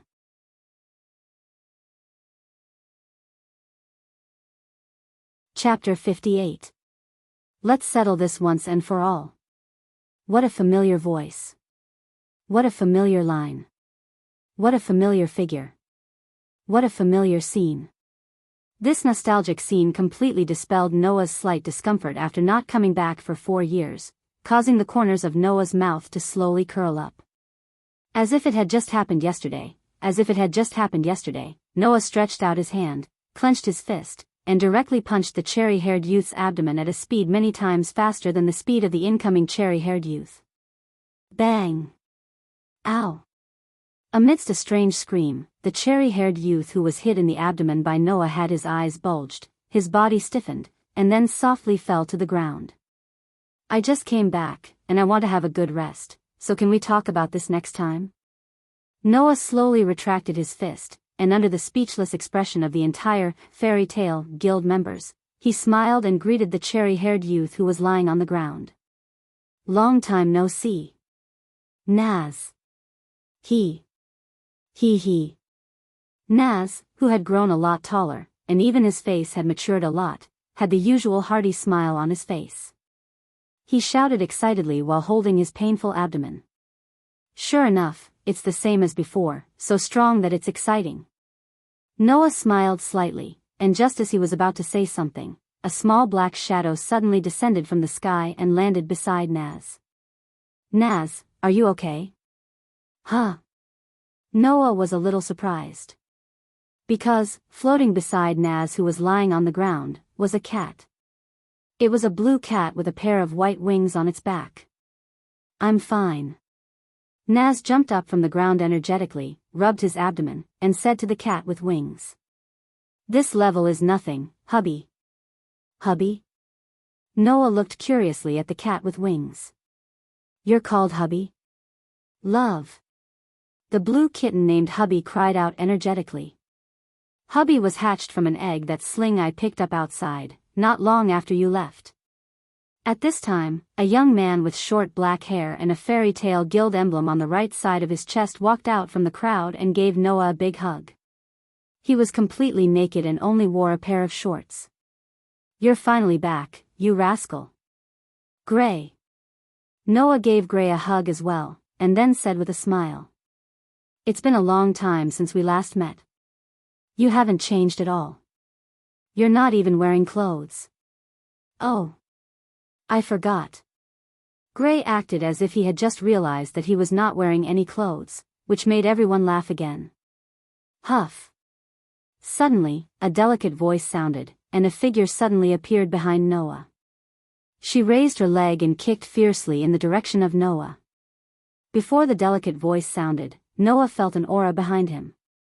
Then, it turned into a whip shadow and whipped towards Noah. The chaotic wind brought by the attack also blew towards Noah's back. Noah still had a smile on his face, as if he didn't feel anything. His body seemed to be very slow, but in fact, it was very fast, and he slightly stepped aside. The fierce kick mixed with the sharp wind brushed past Noah's side and kicked past the position where Noah was originally at. Huff. At the same time, another delicate voice sounded, and another figure appeared on the other side of Noah without warning. A dazzling light flashed in her hand, and a knight's sword emerged. She held it tightly, and with a more fierce attack than the kick that just attacked Noah, she mercilessly chopped towards Noah. Ding! This time, Noah didn't even try to dodge. He directly stretched out a hand, and when the knight's sword was less than 10 centimeters away from his face, he used 2 fingers to catch the sharp blade of the sword and neutralized the attack. It was complicated to describe, but in fact, in the eyes of the guild members of Fairy Tale, they only heard 2 delicate voices in less than a second. Then, Noah moved half a step, and a leg stretched out from the right side of his body. A sharp knight's sword appeared on the left side of his body, and it was about to chop Noah's head, but it was caught by Noah's 2 fingers in front of his face. Then, 2 figures appeared behind Noah. When they saw this scene clearly and understood what had just happened, the full appearance of the 2 figures behind Noah who had attacked him was also imprinted in everyone's eyes. Everyone's mouths were wide open. As for Noah, at this moment, his expression revealed some helplessness. Is this how you welcome me? The 2 figures that launched the swift kick and the sharp slash at the same time retracted their attacks, and with a leap, they appeared in front of Noah. They were 2 girls who were about the same age as Noah. They were also about 17 years old. On the left was a young girl with waist-length hair tied into a long white ponytail with a bow-like hairband. She was wearing a black vest that could only cover her huge breasts, exposing her navel and back, and a black short skirt that reached her roots. She was wearing black stockings. On the right was a girl with long red hair that reached her waist. She wore silver armor and a blue pleated skirt, and she held a knight's sword in her hand. She had the heroic spirit of a Valkyrie. Both of these girls were very familiar with Noah, but they had changed. However, just like Lisanna, they had all undergone their own changes. They were no longer little girls, but true, mature women. They were Mira and Alusha. You bastard. Even though she had grown into a charming girl in all aspects, Myra's tone was still the same as before. Not only was she nasty, but she was also very fierce. Her eyes were filled with killing intent as she glared at Noah. Do you still know how to come back? Undoubtedly, she said this with a fierce tone, but her words sounded like a wife blaming her husband for fooling around outside. In contrast to Mira, Elisha simply put away her sword with a faint smile on her face. She looked at Noah and nodded. It's really been a long time. You've changed a lot. You've changed a lot as well. Noah said in a very emotional tone, especially when he inadvertently caught a glimpse of Myra's small vest that could not hide all of her fullness. You've changed so much that I almost couldn't recognize you. Noah, don't forget about us. Beside the table, a dark-skinned, burly, white-haired man in a high school uniform stood up and smiled at Noah. We're here too. You're back. Beside him, a girl with long, curly black hair and wearing a swimsuit called out in a drunken manner. She hugged a large barrel of wine and drank boldly. There's finally a decent man in this guild. You're Elfman and Kana? Noah asked in a surprised tone. You've changed a lot too, especially Kana. When did you learn how to drink? Ma. Kana held her red face and laughed boldly. Don't mind such a small matter. His gaze swept across the faces of his childhood playmates. Looking at their current appearances and recalling the last time he saw them, Noah could only sigh at how time could change everything. At this moment, a short old man walked over from the bar and stopped in front of Noah. All the voices in the guild disappeared in an instant. Noah looked at the old man in front of him who he hadn't seen for 4 years. The old man also looked at Noah. Their eyes were filled with undetectable excitement. After a long time, the old man smiled and spoke. You've grown up. Noah nodded heavily and spat out a sentence that contained almost all his emotions. I'm back, Grandpa.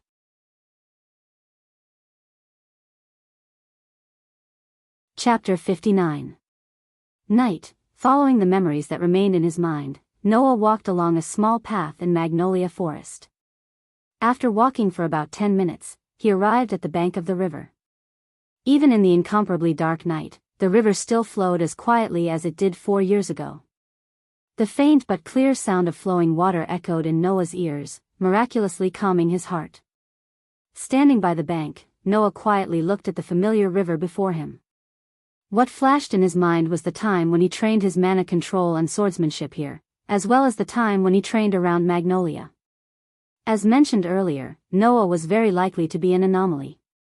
An anomaly who was born with the appearance and intelligence of a 10-year-old. In other words, Noah, who had just turned 17 this year, had not only lived for 7 years, but he had also spent almost all of those 7 years training himself and strengthening himself. Therefore, to Noah, those 7 years were boring but also very meaningful.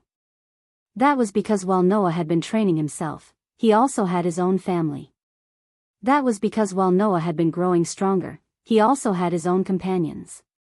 Therefore, even if Noah was given another chance, Noah would still spend those 7 years on the same thing without any regrets. That was something that Noah had never regretted. Immersed in his memories, Noah soon heard 2 or 3 footsteps behind him, pulling him back from his memories. Ah! It's really here. As the cheerful voice sounded, the 3 girls who had once shared this secret place with Noah appeared on the other side of the forest. Just like in the past, Mira, Lisanna, and Elisha came to Noah's side. Why are you hiding here by yourself? Mira crossed her arms as a provocative smile appeared on her face. Is it because you haven't been back in the guild for too long, so you're shy? There are many newbies who have only joined Fairy Tale in the past 4 years. They're all very curious about you, Big Brother Noah. Lisanna hugged Noah's arm and smiled sweetly. I told them that Big Brother Noah used to be a powerful archmage like Big Sister Mira and Elisha, but they didn't believe me. Actually, most of them already believed it. They just didn't say it out loud. Elisha chuckled. After all, many people saw how Noah effortlessly neutralized my attack with Mira and I this morning. Listening to his 3 childhood playmates speak one after another, but the style of their words was still the same as before, Noah smiled knowingly. It seems that you've all had a good time in the guild these past 4 years. Big Brother Noah, Big Sister Mira and Alusha are no longer the same as they were 4 years ago. Lisanna smiled mysteriously. Then, she said something that made Noah startled. No matter what, Big Sister Mira and Alusha have already become S-rank archmages. S-rank archmages? This time, Noah was really surprised. He looked at Mira and Alusha in astonishment. You passed the S-rank archmage advancement test? About 2 years after you left, I was selected by the chairman to take part in that year's S-rank archmage advancement test, Alusha said with some nostalgia. Many things happened in between, and there were times when I almost gave up. But in the end, I persevered and passed that year's S-rank archmage advancement test, obtaining the qualifications to be promoted to an S-rank archmage. Although I wasn't willing, I passed the S-rank archmage advancement test a year after she became an S-rank archmage. Myra's face was full of displeasure. In other words, I became an S-rank archmage a year ago. That year, when the 15-year-old Alusha passed the S-rank archmage advancement test and became an S-rank archmage, it caused quite a commotion. Because of this, she became known as the youngest S-rank archmage in the history of fairy tale. Lisanna said with a smile. Although Big Sister Mira was late by a year, there weren't many people in the history of fairy tale who became an S-rank archmage at the age of 16. Big brother Noah, you're not just one step behind. Hearing that, the shock in Noah's heart slowly dissipated. Looking at Mira and Alusha's faces, he more or less felt admiration for these two playmates of the same age. Noah didn't know what the S-rank archmage advancement test of other guilds was like. Fairy Tale's S-rank archmage advancement test had some changes every year, so it couldn't be used as a reference. However, if Fairy Tale's members wanted to take part in the S-rank archmage advancement test, first of all, not only did they need to have a certain amount of strength, they also needed to have a certain amount of experience. This experience didn't refer to the length of time they had spent in Fairy Tale. It might be a bit of an exaggeration to say that a new member could take part in Fairy Tale's S-rank archmage advancement test, but basically, if they had 1 or 2 years' time, it wouldn't be a problem to take part in Fairy Tale's S-rank archmage advancement test. Therefore, the experience here referred to the archmage's activity and ability before taking part in the S-rank archmage advancement test. That was to say, the archmage had accepted and completed a certain number of tasks in the guild.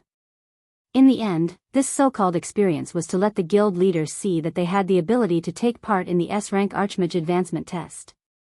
In this way, the guild leader would consider letting the archmage who was active enough to enter his site and had a certain amount of ability to take part in the S-rank archmage advancement test. When Alusha took part in the S-rank archmage advancement test, she was 15 years old. When Mira took part in the S-rank archmage advancement test, she was 16 years old. This was enough to prove that the two girls were able to obtain the qualifications to take part in the S-rank archmage advancement test at such a young age. How much effort had they put in? Even Noah's nominal elder brother, the genius who had shocked Kildas, only obtained the qualifications to take part in the S-rank archmage advancement test at the age of 17. He passed and was promoted to an S-rank archmage. Mira and Alusha were able to reach this step earlier than Laxas. It was no wonder that Alusha spoke with a slightly proud tone. Aren't you guys too cunning? Noah was slightly dissatisfied. In these 4 years, you guys have come looking for me many times, but you didn't tell me about this matter? Mira, Lisanna, and Alusha laughed at the same time, as if telling Noah that they did it on purpose. Noah smiled bitterly. Then, how are you doing? Mira licked her lips and looked at Noah with a burning gaze. Since you've chosen to come back, that means that your crush will no longer cause any problems, right? Lisanna and Alusha's eyes were also shining, clearly very concerned about this matter. In response, Noah seemed to be repaying the 3 girls for their pranks and unhappily avoided answering. Want to know? Let's talk about it when we have the chance. This sentence unsurprisingly caused Mira and Alusha to be dissatisfied. Only Lisanna looked as if she had thought of something. Her face was slightly red as she moved her face close to Noah's ear and said in a mosquito-like voice. This time, Big brother Noah won't crush my clothes and Big Sister Myra's, right? Noah almost tripped and fell to the ground. He rolled his eyes, causing Lisanna to laugh continuously. This night, it was as if they had returned to their childhood. The four of them stayed in a secret place that only they knew. The sounds of laughter and banter lasted for a long time.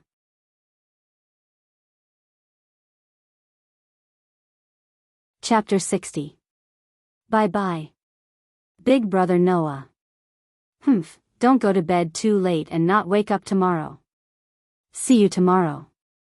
After saying their goodbyes, Mira, Lisanna, and Alusha noisily walked in the direction of the Fairy Tale Guild, leaving only their backs to Noah. Looking at Mira, Lisanna, and Alusha's silhouettes gradually fading away in the darkness, Noah couldn't help but feel that his three childhood playmates had really changed a lot. Of course, the changes Noah was referring to weren't the personalities of Mira, Lisanna, and Alusha. In fact, in terms of personality, there were basically no changes to the three girls. What had changed the most was their appearance. After 4 years, Mira, Lisanna, and Alusha had become extremely attractive women in all senses of the word. Height, figure, wealth, all these factors had matured to varying degrees in the past 4 years. Compared to their youthful selves, the changes could be said to be earth-shattering. At the age of 15, Lisanna's body hadn't fully matured, but she already had her own unique charm. From time to time, she would reveal her delicate side and attract the attention of others. While Alusha still wore her cold armor all day long, hiding most of her body, making it impossible to truly judge how much she had grown over the years. However, her delicate face had shed 80 to 90% of its childishness and was now extremely beautiful. There was no need to talk about Mira. Her looks weren't inferior to Alusha's, and her beautiful figure wasn't completely hidden like Alusha's. The impact on Noah was the greatest. Undoubtedly, when they were found half a year ago in the wilderness, the growth of the three girls wasn't so obvious. In just half a year, they had actually grown to such an extent. This was probably what the saying, "a girl changes 18 times between childhood and womanhood," meant. Everyone's grown up. In the end, Noah could only sigh and turn around, walking in the direction of the Fairy Tale Guild. Not far from Fairy Tale, there was a female dormitory specially provided for the girls of the guild. Ever since Alusha joined Fairy Tale, she lived in the female dormitory, and the other girls of the guild lived there as well. Mira and Lisanna, on the other hand, lived with Elfman. The three siblings lived somewhere else. As for Noah, he still chose to live in the Fairy Tale Guild. After all, that was where Noah had lived for at least 2 years. From a certain point of view, it was an existence that was similar to his shelter. He really couldn't bear to move out. Apart from Noah, no one else in the Fairy Tale Guild would be there at night unless something special happened.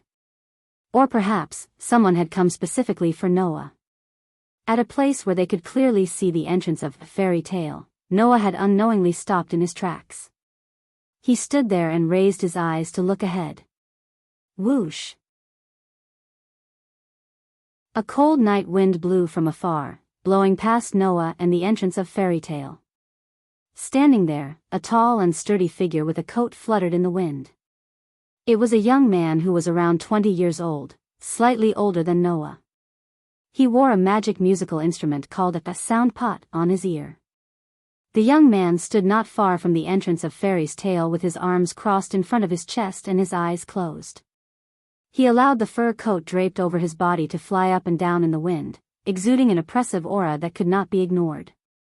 And this oppressive aura, when Noah appeared, obviously became more vigorous. Noah looked straight at the young man who was exuding a powerful aura without saying a word.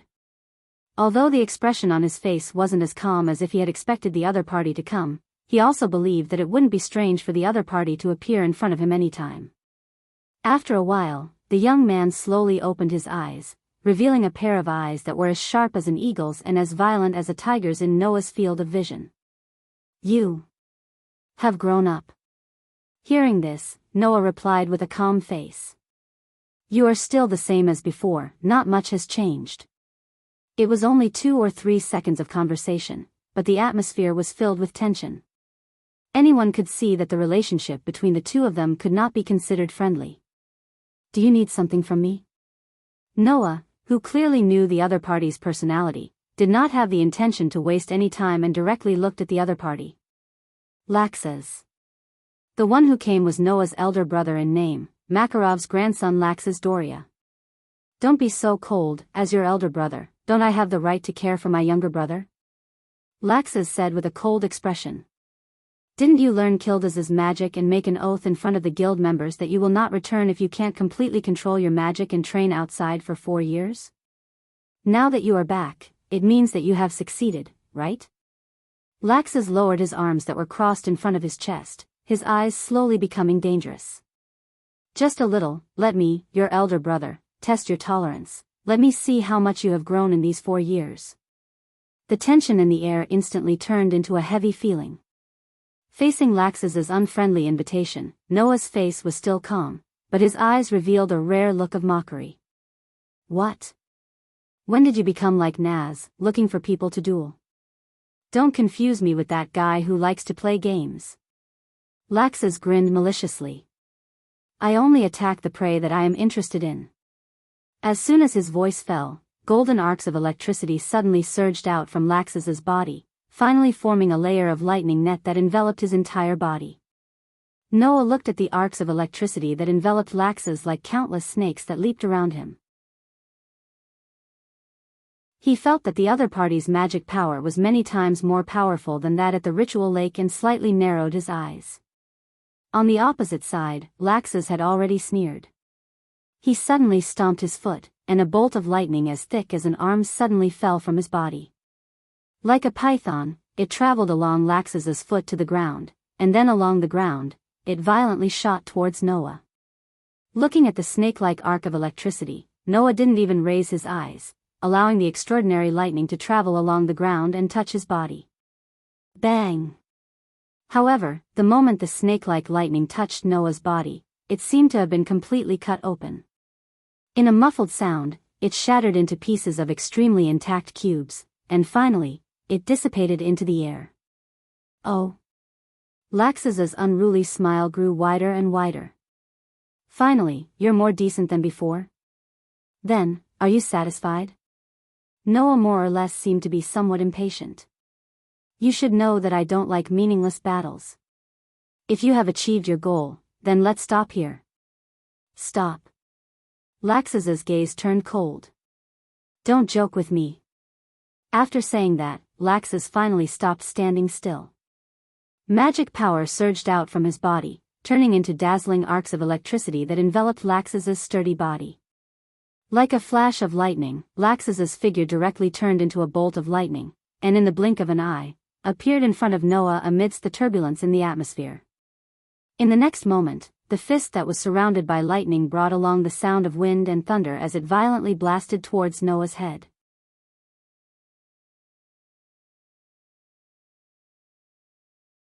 Chapter 61.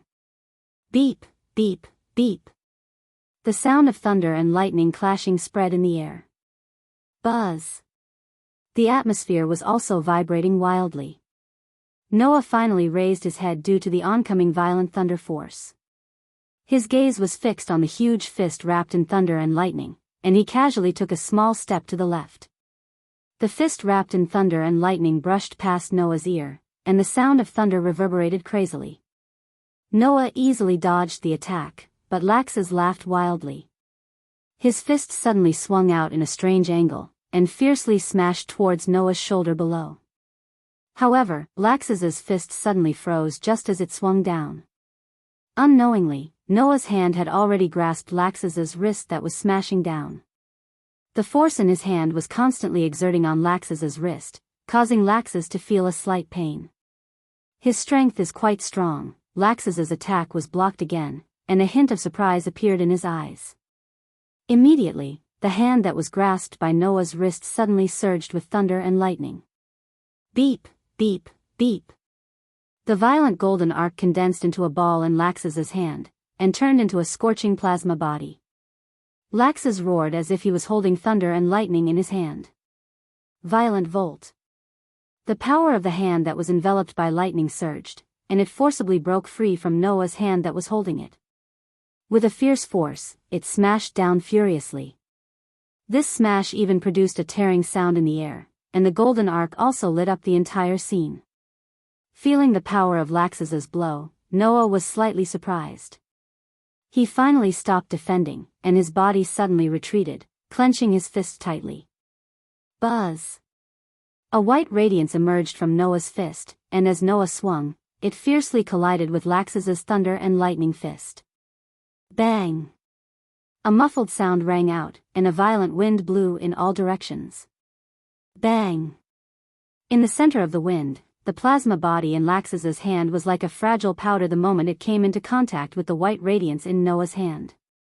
It couldn't even last for a second, and it turned into complete small cubes and shattered. Superior grade destruction magic, Crush. It wasn't only able to shatter matter. When it's learned, it can even shatter magic in one move. After 4 years, Noah has finally mastered Crush, to the point of being able to destroy his opponent's magic.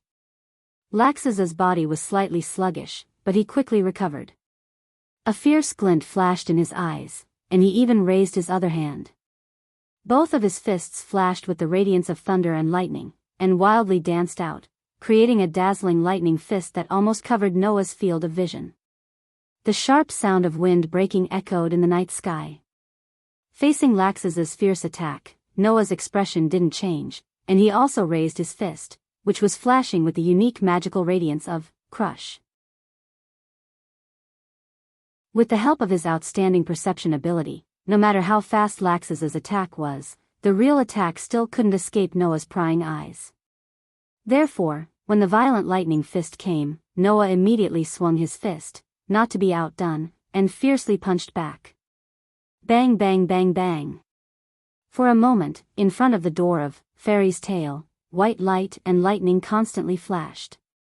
The two sides in the battle punched back and forth, and afterimages frequently appeared in the air, creating a dull sound.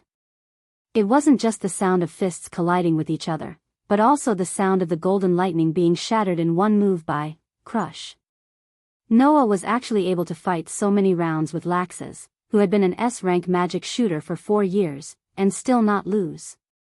This was something that even Mira and Alusha, who were S-rank magic shooters like Laxus, couldn't do. Only Laxus knew that on the surface, the two seemed to be evenly matched, but the one who was at a disadvantage was himself. Every time the lightning wrapped around Laxus's fist rose, it would be mercilessly shattered by Noah's Crush. In other words, Laxus's and Noah's fists collided, and it was only a simple brute fist. Under such circumstances, Laxus could clearly feel that with every collision of fists, his own arm was also transmitted with a considerable amount of force, shaking Laxus's fist to the point of pain, and his body to the point of trembling violently. In the past 4 years, Noah had not only been practicing magic with all his might. Physical ability, reaction ability, fighting ability, perception ability, battle experience, and so on, and so forth. All of these were within the scope of Noah's training. Clearly, in terms of physical ability, Noah was superior to Laxus by a notch. Furious thunderstorm. A hint of seriousness emerged in Laxus's eyes, and the underestimation of Noah that he had in his heart all this time was also retracted. The wind from his fist changed, and with a roar, a violent sound of thunder abruptly resounded in the air. Suddenly, in the sky, a pitch-black thundercloud appeared without any warning, and the lightning that rose from Laxus's body flickered within, and then quickly retracted. Rumble. In the next moment, thunderbolts emerged from the thunderclouds like a violent storm. As soon as they fell, they mercilessly smashed downward. Noah's pitch-black eyes suddenly surged with a hint of coldness, and an incomparably valiant magic, like a flood, violently burst out from his body. At this moment, Noah finally displayed his unparalleled magic. As his magic surged, Noah's fist was also tightly clenched, and a white light gathered on his fist, and suddenly, he blasted upwards. Whang! Under the slightly shocked gaze of Laxus, on the fist that Noah swung upwards, a bright white light suddenly burst out, turning into a substantial impact light beam, and with an ear-piercing explosion, it soared into the sky, and collided with the storm of lightning. Dong! A loud, oppressive sound reverberated through the air, and a vigorous shockwave surged out, causing the ground around the fairy tale to crack open like a spiderweb. And the storm of lightning was also instantly crushed by the white impact light beam, one by one, and shattered. Immediately after, the white impact light beam did not reduce in power, and collided with the pitch-black thundercloud. Pung! The pitch-black thundercloud immediately followed the fate of the storm of lightning, and was instantly dispersed by the white impact light beam, turning into complete cubes and shattering into pieces. Then, the pitch-black thundercloud was completely shattered like black particles, and slowly floated down in the background. The scene of Noah's cold expression, raising his fist, mixed with a fierce wind, and fiercely smashing towards Lax's, was imprinted in his eyes. This scene was clearly reflected in his eyes, and Noah's fist also slowly enlarged in Lax's pupils, causing Lax's pupils to shrink. Just as Noah's fist was about to hit Lax's, a surge of magic rose from Lax's strong body. Ha! Lax's roared out, and the muscles on his whole body fiercely bulged. Both of his arms were like iron hammers, and his body flashed with violent lightning. A fist mixed with violent lightning struck out, and Lax's beast-like roar reverberated in the night sky. Thunder Dragon's crushing fist. As a result, the fist that was covered with resplendent white light and the fist that was covered with berserk lightning violently collided. Dong! Under the night sky, in front of Fairy's Tale's door, a storm-like shockwave suddenly exploded, bringing with it lightning and white light that filled every corner of the scene. For a long time, it was unable to calm down.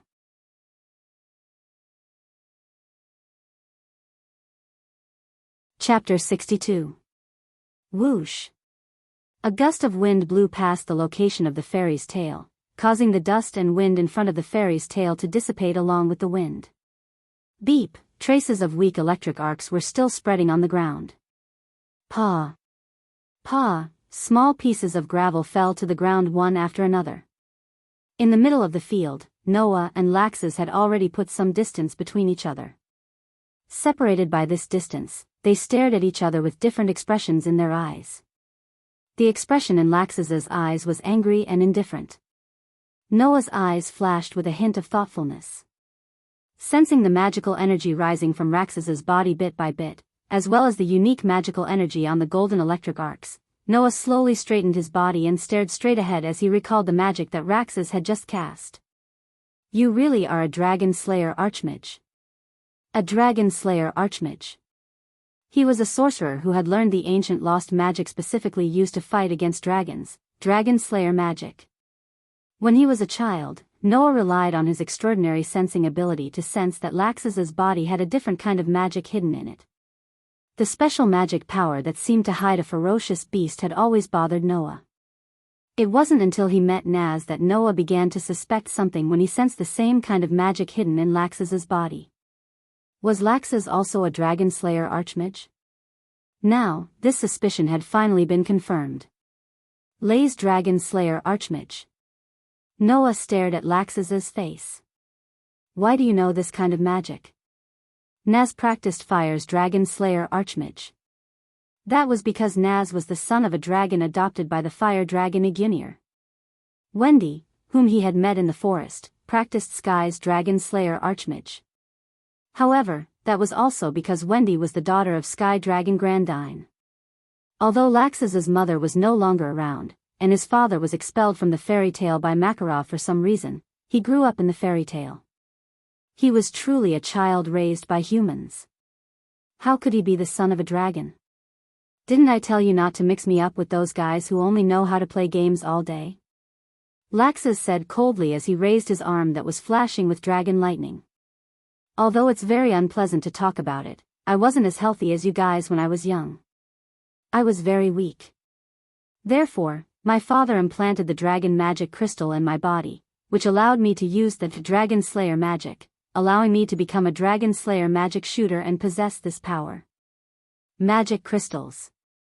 It was a type of crystal that could be used to store magic, and could also be used to store certain types of magic. It was an extremely convenient item that could be used as a magic tool with various effects.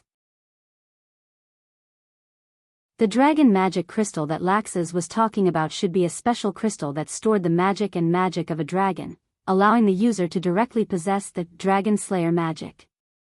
In other words, Laxus was different from Naz, who was the type of Dragon Slayer magic shooter that was taught magic by a dragon.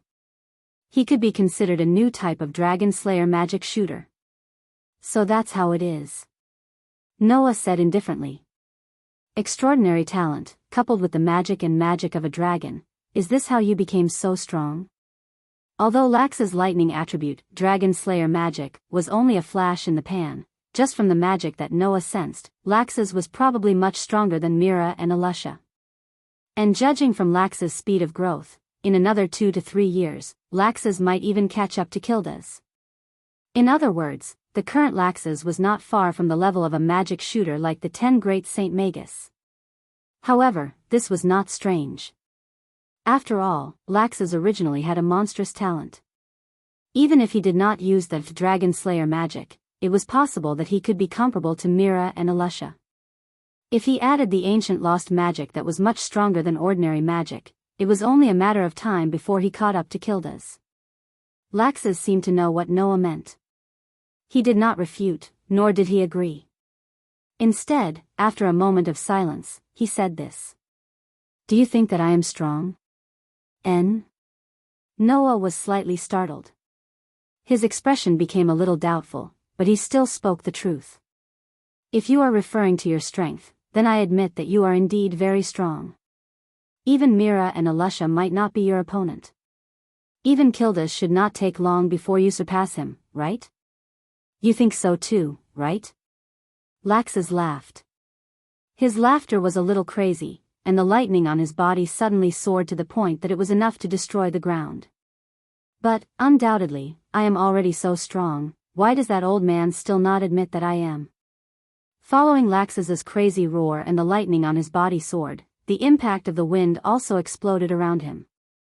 Undoubtedly, Demon Mira and Fairy Queen Alusha can't be my opponent at all.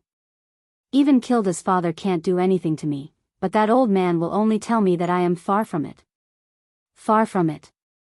Far from it. What do you mean by far from it? As if he had been suppressed for a long time, Laxus hysterically roared, and the lightning on his body became more and more intense. Undoubtedly, I am the strongest. The strongest. The violent lightning arc and the impact of the wind blew on Noah's body, but under the effect of a magic that was invisible to the naked eye, they were automatically split in half in front of Noah and blown to both sides. Noah quietly looked at the crazy Laxus, and his eyes gradually became fierce. Is that why you came to find trouble with me? In these 4 years, every time my strength grew, that old man would only say one sentence. Laxus looked at Noah with a somewhat ferocious expression. He said that your brother was born with a powerful magic that no one else could have, and that he learned super high-level destructive magic. When he comes back from his hard work, his strength will be very shocking. At that time, he might not even be a match for himself. Noah was silent for a while, and then he raised his head and looked at Laxus. So, you want to defeat me? Only by defeating you can I prove my strength. Laxus laughed maniacally as he spread his arms and shouted in an arrogant and unruly manner.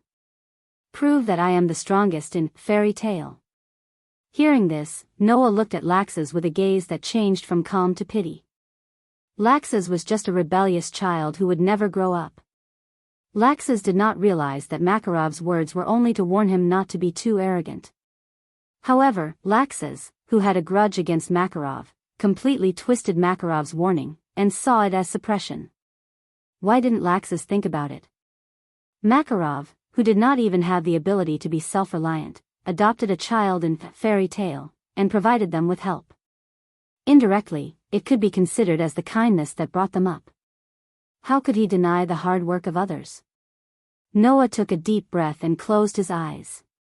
If this is how you want to prove yourself, Noah's eyes, which had just closed, opened abruptly. A towering magic light pillar suddenly erupted around him, causing the surrounding atmosphere to shake and become chaotic.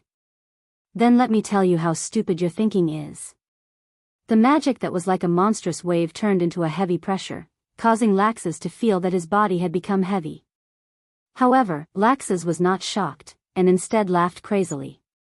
"That's right. This is how it should be. This is how it should be." Like a tit for tat, the violent lightning also turned into a pillar of lightning, and shot up to the sky from Laxus's body. In the next moment, the two brothers who had the same surname pressed their bodies, and like an arrow leaving the bow, rushed towards each other.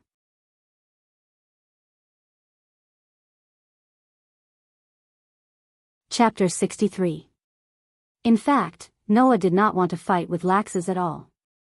Noah knew that the reason why Laxus had become so arrogant, looking down on others, and treating the weak as trash was because he had not handled his relationship with Makarov well. Laxus's father, who was also Makarov's son, was originally a member of Fairy Tail. However, this person did some damage to Fairy Tail and was expelled from the guild by Makarov. Because of this, the relationship between Laxus and Makarov became tense. This was because Laxus could not understand why Makarov would be so heartless to expel his son from the guild. Undoubtedly, they were family. Just as Noah thought, with that incident as the beginning, Laxus completely entered a rebellious period and his relationship with Makarov became tense. Even if this was not the case, Noah, who had lived under the same roof as Laxus and had interacted with Laxus many times, knew that Laxus's nature was not bad. However, not bad did not necessarily mean that it was good. At the very least, if Laxus was allowed to continue like this, even if Laxus's nature was not bad, sooner or later, he would walk on a path of no return. Noah knew that there was nothing he could do. Even Makarov could not make Laxus realize his mistakes, so Noah did not think that he could do it. However, if Laxus had to fight with him to realize what he was lacking, then Noah would definitely not mind. He wanted to defeat this arrogant monster who was much stronger than Mira and Alusha and who was almost as strong as Kildas. With that determination, Noah slowly mixed the less than 10% of the mana that he had just used with the vast ocean-like mana in his body and mobilized it. This time, Noah wanted to use his full strength. Unfortunately, just as Noah and Laxus were about to collide with each other with monstrous mana and lightning, a furious roar sounded from the side. "Stop it." As soon as he finished speaking, an abnormally huge arm that was comparable to a 10-meter-tall building with a clenched fist descended from the sky and smashed into Noah and Laxus, who were about to collide with each other. Noah and Laxus froze at the same time, then retreated explosively. Bang! The huge fist heavily smashed into the spot where Noah and Laxus would have collided if they had not stopped, stirring up dust and rubble, and creating a hole in the ground. Noah! Two figures suddenly flashed from the side and appeared beside Noah. It was Mira and Alusha who had returned.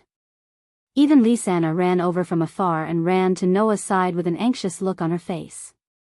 Laxus. At the same time, the same number of figures appeared from the side and came to Laxus's side. It was a group of two men and a woman.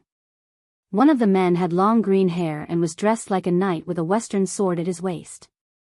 He stood in front of Laxus as if to protect him. His sharp eyes looked straight ahead and stared at Noah. The one who was taller than the knight with the western sword wore a somewhat strange style of clothes. His clothes even had a hood pulled up directly and covered his head like a hood. He also wore a helmet-like mask on his face that covered his eyes. As for the remaining woman, she had brown hair and was dressed like a formal dress. She was a tall girl with a tall figure. Noah glanced at the three people who appeared in front of Laxus and stood there like guards. Only then did he withdraw his gaze. At the same time, the huge fist in the middle of the field began to slowly retract. Finally, it returned to its owner's body and returned to its owner's body. It was Makarov. That was the magic that Makarov often used, gigantification. It was a magic that could make one's body gigantic, or a part of one's body gigantic, and thus have the destructive power of a giant. It could be said that it was synonymous with Makarov. Thus, when they saw the huge fist descending from the sky, Noah and Laxus knew that this fight was not going to happen. Tisk!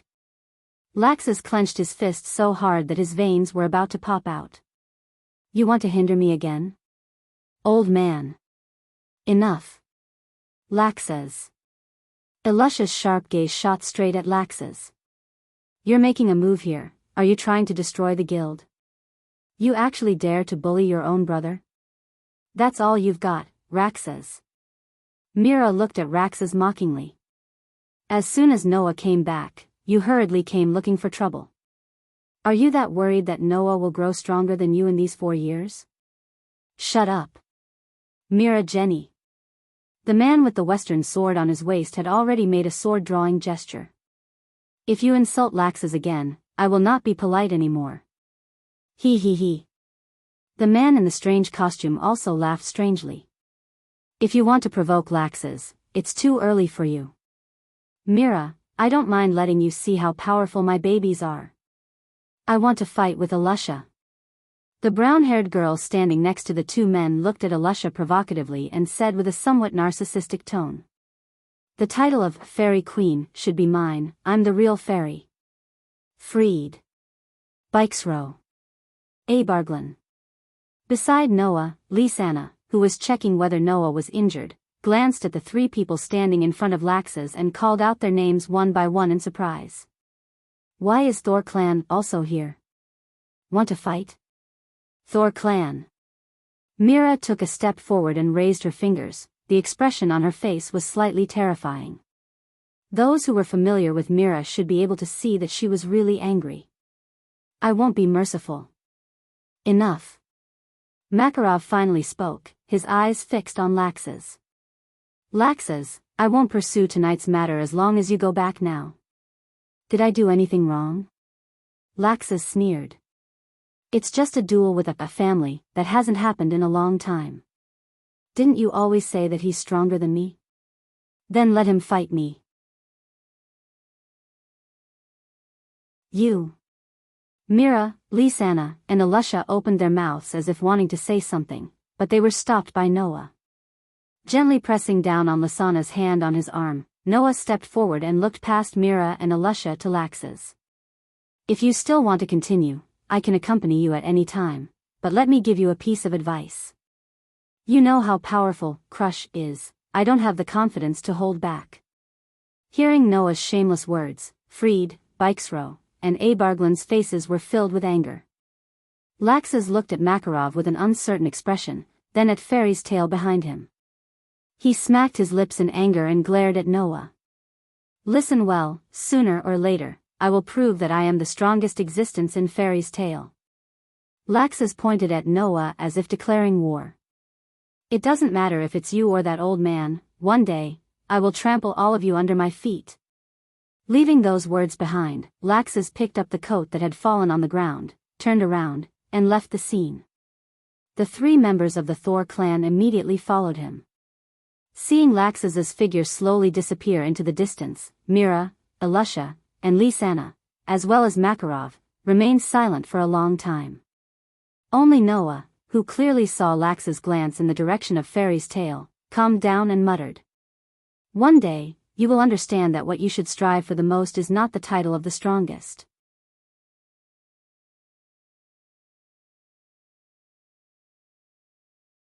Chapter 64. The next day, Fairy's tail, Lisanna, who had just woken up Noah, stared at Noah with a gaze that seemed to materialize. This gave Noah, who had just woken up for less than a second, a huge fright. Noah hurriedly looked at himself, and after finding that there was nothing strange about him, he reached out his hand and touched his cheek. Then, he asked doubtfully, You're right. I didn't have that dream this time, and I didn't cry, right? No. Lisanna rebuked. I was looking to see if you were injured anywhere, brother Noah. Injured? Lisanna's words not only did not make Noah feel relieved, but instead made him even more confused. Why would I be injured? Isn't this natural? Lisanna raised a finger and made a teaching gesture. Undoubtedly, you had such an intense fight with that Laxas last night, so it's normal for you to be injured, right? Are you sure you'll get hurt just because you fought with Raxas? Noah grumbled. He stood up, walked to the wardrobe, and picked up some clothes. Laxas's level last night was not enough to injure me. Oh. Lisanna was a little surprised. Laxus is very strong.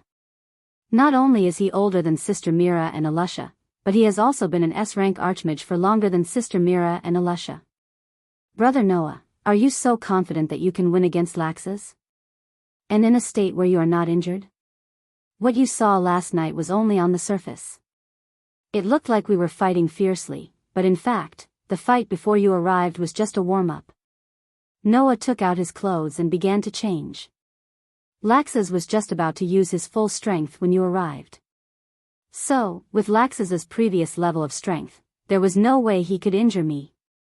Although Laxus's strength before he used the Dragon Slayer magic was very strong, even comparable to Mira and Alusha, Noah did not think much of him. For years of continuous and undistracted training. Just like what Makarov had said, Noah's strength had increased immeasurably due to his innate conditions that were much better than others. Although he wasn't sure how strong Laxus could be if he used his full strength, Noah felt that without using the Dragon Slayer magic, Laxus did not have the ability to injure him. Such an assertion naturally left Lysana speechless. She walked behind Noah and smiled sweetly as she helped him put on his clothes. Brother Noah seems to have changed. Noah didn't refuse her service and asked in confusion. How have I changed? Heh. After helping Noah put on his clothes, she walked up to Noah and raised her head, tiptoed, and put her cute face less than 10 centimeters away from Noah's face. Her big eyes blinked. I feel that Brother Noah has become more confident than before. If it was the old Noah, even if he had a lot of confidence, he wouldn't say it out loud. At least, he would be humble. I'm also very humble now. You don't understand Laxus's strength. That level of strength is really no different from a warm-up exercise for him. Do you think I'll get injured because of Laxus's warm-up exercise? Being so close to her, Noah was almost scared out of his wits. He could only uncomfortably push her face away to keep a distance from him. Even if I'm not an S-ranked archmage, can you have a little more confidence in me? Then, Brother Noah, tell me. Lysana said excitedly. How strong have you become now? Are you still as strong as Sister Mira and Alusha? Noah smiled slightly, waved his hand, and walked out of the room. You want to know? Then please look forward to it. Brother Noah. Lysana chased after Noah angrily and pestered him as they walked downstairs together. Noah. Let's have a showdown. Bang. An impassioned roar and a muffled sound rang out almost at the same time. Then, the Dragon Slayer archmage laid on the ground with a big bump on his head and couldn't move. Naz. Habby flew to Naz's body and jumped there exaggeratedly. How did you get killed in one hit again? Luo. Sue. Naz's weak voice came from the ground. Whoa.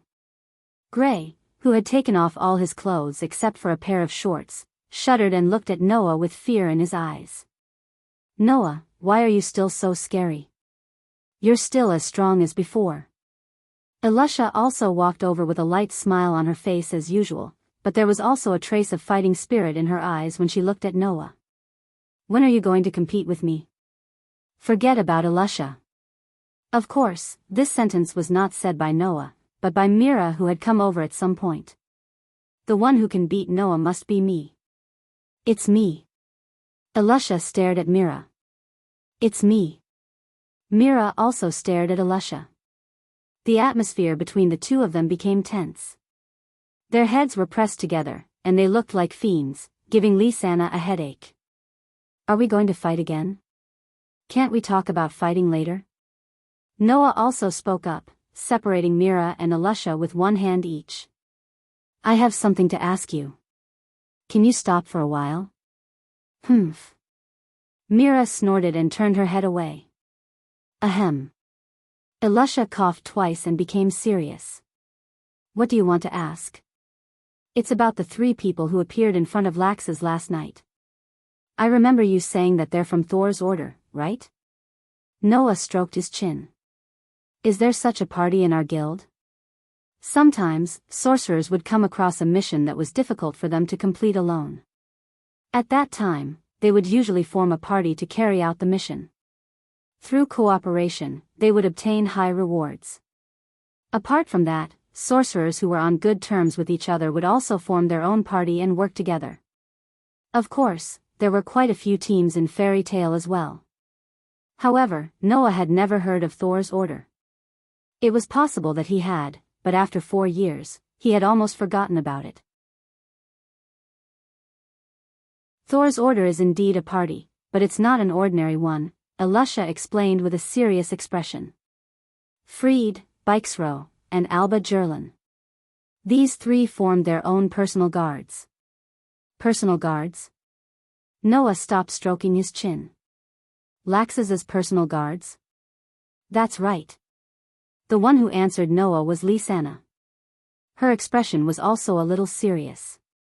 Although it's only a party of 3, whether it's Fried, Bixro, or Alba Jerlin, they're all very powerful sorcerers. In the guild, apart from the S-rank sorcerers, I think that only Naz and Gray can defeat any one of them alone. I can take care of a party like that all by myself. Myra's lips curled into a terrifying arc. I've long found Laxus an eyesore. Taking care of his personal guards shouldn't be a bad idea. Stop it. It's fine if it's just a small fight, but if it's serious, the chairman won't allow it. Elusha shook her head and looked at Noah. Speaking of parties, Noah, could it be that you want to form a party with someone? When Elusha said this, Lysana's eyes instantly shone, and Myra's shoulders trembled imperceptibly. Those who were on good terms with each other in the guild would form parties. Mira, Lysana, and Elfman were siblings, so it was impossible for them not to form a party. Therefore, disbanding the party was not very likely, but if they were to pull someone in, hey, big brother Noah. Lysana tugged at Noah's sleeve with a face full of hope. Why don't you join our party? Join your team, huh? Noah muttered to himself.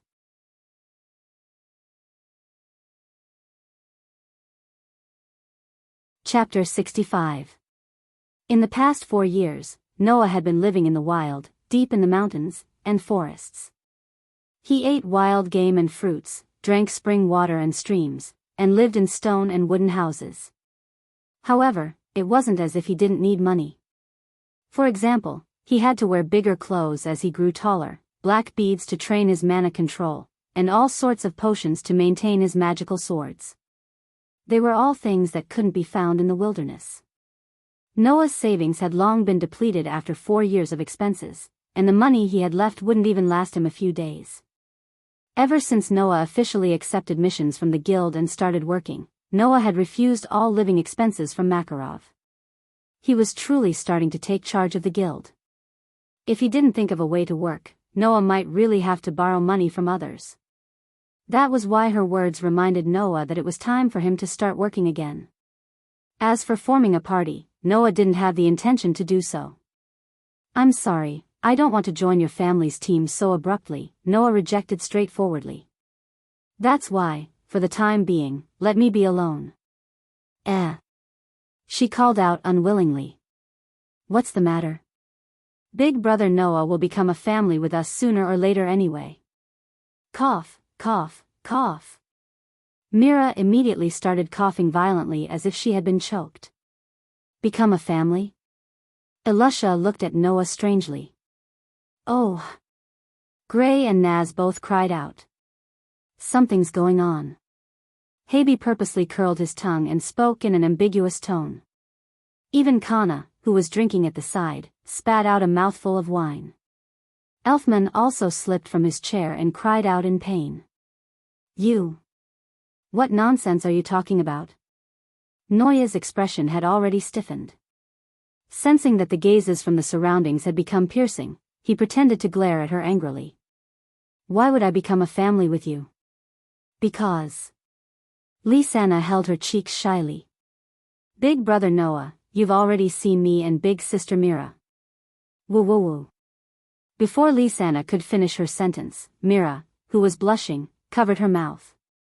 I've seen you and Mira, what? Around them, a group of curious little friends all gathered with shining eyes. However, before they could surround her, they were met with Myra's angry roar.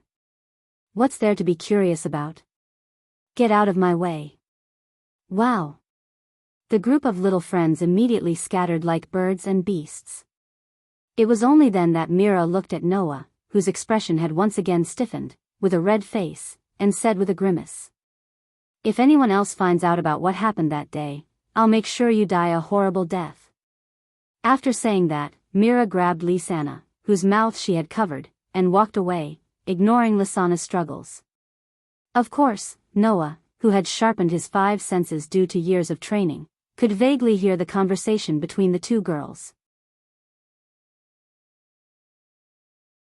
"Idiot Lisanna, why did you mention what happened back then? What does it have to do with anything? I really want to become a family with Big Brother Noah anyway." Do you really want to marry that fellow that much? Don't you want to, Big Sister Mira? WH. What kind of question is that? Of course I don't want to. Hee, Big Sister Mira, you can fool others, but you can't fool me. Undoubtedly, every night when I go to bed, I call out Big Brother Noah's name, You shut up. Lisanna. Noah, who was behind them, couldn't hear them very clearly, but he could clearly see Myra's blushing face as she teased Lisanna. At that moment, he felt a little helpless. Many of us in the guild are childhood sweethearts who bathed together when we were young, right? Why is it that if I see my childhood sweetheart naked, it'll turn into a scene where I have to get married? With such thoughts in mind, Noah held his throbbing head and went to the board where the requests were posted, looking for a job that suited him. However, before Noah could find a job that suited him, a voice interrupted Noah from behind. "Noah? Is that Noah?" The voice that came from behind Noah was a very tender and sweet girl's voice. Noah turned his head and looked behind him. Behind Noah, a girl stood side by side with 2 men, imprinting themselves into Noah's eyes. The girl was about the same age as Lisanna, around 15 years old. However, she was very petite and had light blue shoulder-length hair that was tied up with a hairpin.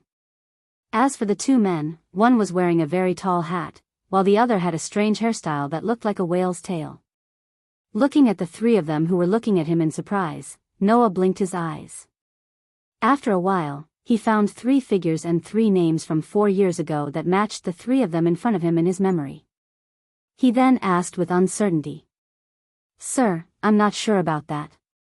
Lebby? Jed? Troy? Noah? It's really you." The petite girl named Lebby was pleasantly surprised as she walked up to Noah and circled around him. "Everyone in the guild said that you're back. I thought they were teasing me again. Speaking of which, you're much taller than you were 4 years ago." Hearing this, Noah smiled more or less and reached out his hand to pat Lebby's head. "You've grown a lot taller too, but you're still as petite as before." Lebby. Her full name was Lebby Markugadan. Like Noah, she had joined Fairy Tale rather early. Not long after Noah joined Fairy Tale, they got to know each other. Jed and Troy, who were standing behind her, were her childhood friends who grew up with her. It was because of these 2 childhood friends that Lebby rarely interacted with Noah or the other children in the guild. Otherwise, Lebby would have become Noah's childhood playmate. On the other hand, Elusha, who lived in the same female dormitory as Lebby, had a good relationship with Lebby. Back then, it was also because of Elusha that Noah and Lebby got to know each other. "Don't touch my head." Lebby slapped Noah's hand away. "Also, I'm not young anymore. You're the one who grew too fast." Noah could not help but laugh. Just as he was about to make fun of Lebby, 2 resentful voices began to rise from the side. "Damn it, he actually touched Lebby's head so intimately, I'm so envious." "No, it's so annoying." Of course, Jed and Troy were the only ones who were muttering to themselves. Both of them were childhood friends of Lebby. Now that he looked at it, it seemed that they had formed a small team with Lebby. However, just like when they were young, they did not know how to hide their emotions. After all, anyone who knew these 2 people would know that they had been secretly in love with Lebby for a long time. At that moment, Noah could only shrug and walk away from Lebby. Seeing that you guys are so energetic, I'm relieved. Well then, I'll continue to look for a job. Wait. Seeing that Noah was about to leave, Lebby wanted to say something but was interrupted by Makarov, who was sitting cross-legged at the bar. Noah. Come here for a moment. All right. Noah nodded and walked towards Makarov. This made Lebby swallow her words and an angry expression appeared on her face. Just like before, leaving after a few sentences. Don't tell me you don't want to talk to me that much. Noah is also very busy. Jed quickly said. Let's not disturb him. After all, he's been as powerful as Mira and Alusha since young. Troy said resentfully. He's not from the same world as us. Lebby snorted softly and muttered to herself as she stared at Noah's back as he walked towards the bar. The more you ignore me, the more I'll pester you. Let's see what you can do. It was not that Noah ignored Lebby, he just did not want to disturb Jed and Troy's relationship. If Jed and Troy knew that Lebby had purposely approached Noah because of their relationship, how would they feel?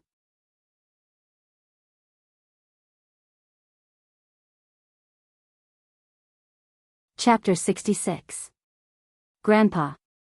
Noah came to the bar and stood in front of Makarov, who was sitting cross-legged. His eyes were fixed on Makarov.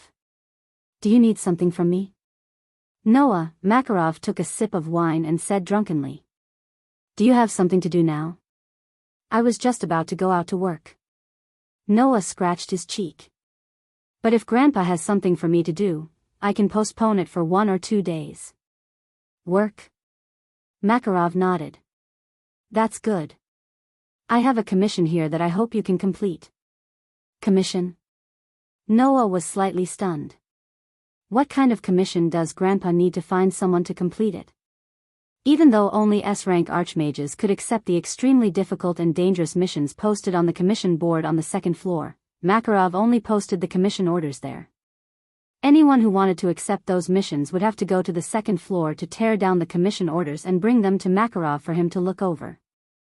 Even when the council wanted someone to complete a commission, Makarov directly posted it on the commission board before suggesting Noah to do it. He had never seen the commission order before Makarov found someone to complete it. Well, this commission doesn't need a commission order, Makarov seemed to have seen through Noah's doubts and explained. That's because I'm the one who posted it. It's a spontaneous request from Fairy Tale. A commission issued by Grandpa? Noah was stunned. Makarov drank all the wine in the cup in his hand, and his expression became serious. Actually, I hope you can make a trip to the holy land of Fairy Tale Celestial Wolf Island. Celestial Wolf Island? Noah frowned. Noah had been a member of Fairy Tale for quite some time. Naturally, it was impossible for him not to have heard of this island that was very special to Fairy Tale. Just as Makarov said, Celestial Wolf Island was the holy land of Fairy Tale. Only those who had the Fairy Tale emblem could enter the island. It was said that there were legends of fairies living on Celestial Wolf Island. Hence, Celestial Wolf Island had another name, Fairy Island.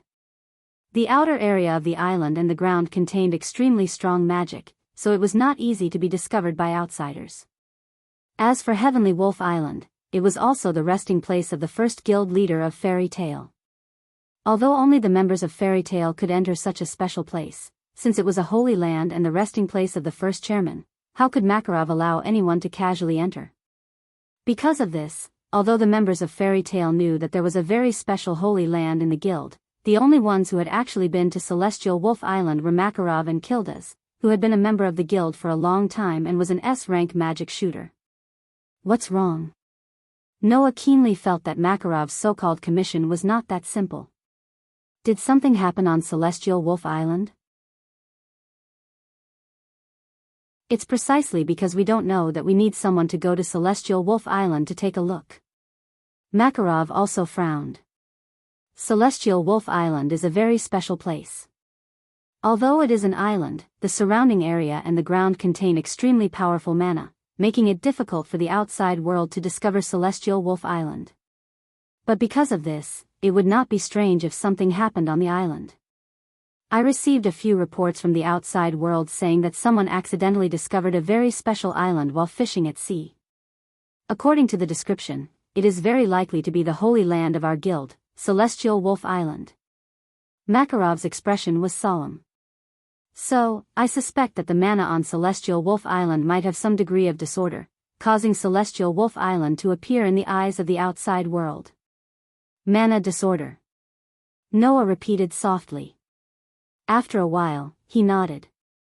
Grandfather, do you want me to find a way to restore the mana on Celestial Wolf Island to its original flow? That might not necessarily be the case. It is very possible that some other problem has occurred. I hope that you can go to Celestial Wolf Island and take a look. It would be best if you can resolve the problem. If you can't, find out the cause and bring back the information you need. Makarov said as he looked at Noah. This is a request from our guild. Naturally, the remuneration will be paid by the guild. There shouldn't be a problem, right? Grandfather, what are you talking about? Noah smiled bitterly. Since it is an internal problem, there is no need to talk about remuneration. I'll set out tomorrow and make a trip to Celestial Wolf Island. Is that so?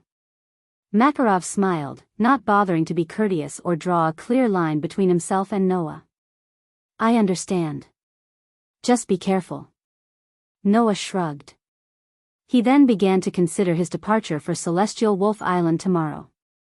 Seeing Noah deep in thought by himself, Makarov silently walked away, leaving Noah alone in front of the bar, deep in thought.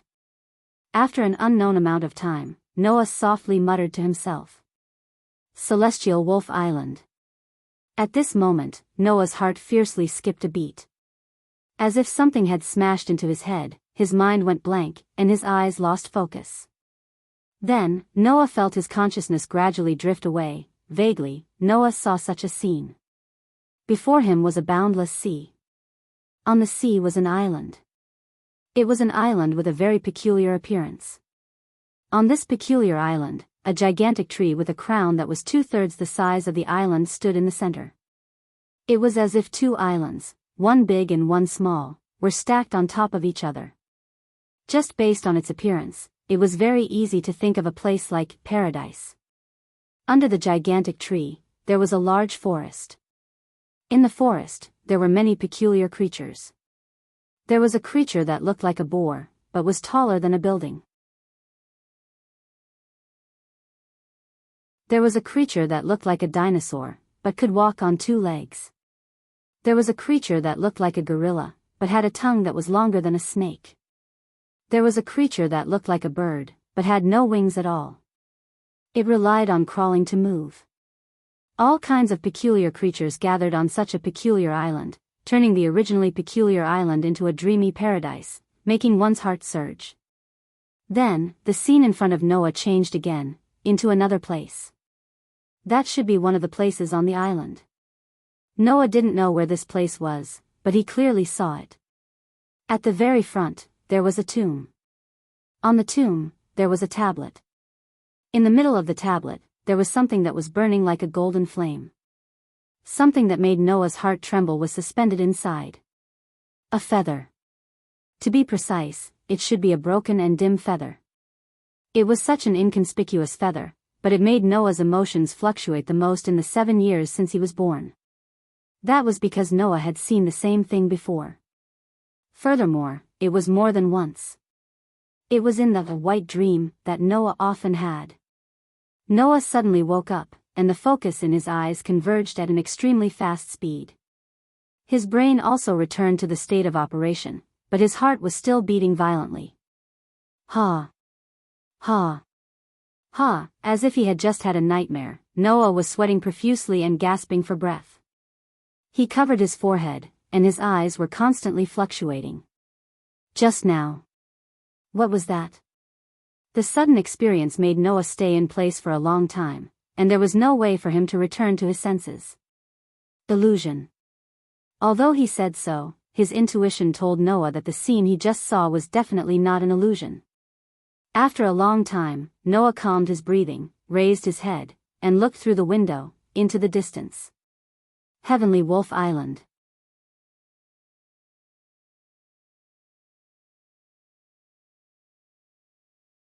Chapter 67. The next day, as soon as the sun rose, Noah woke up early. He put on his clothes and took out his magic knight sword. He unsheathed the sword and used a clean cloth to wipe the sword. Magic weapons were made of precious materials that allowed magic to circulate.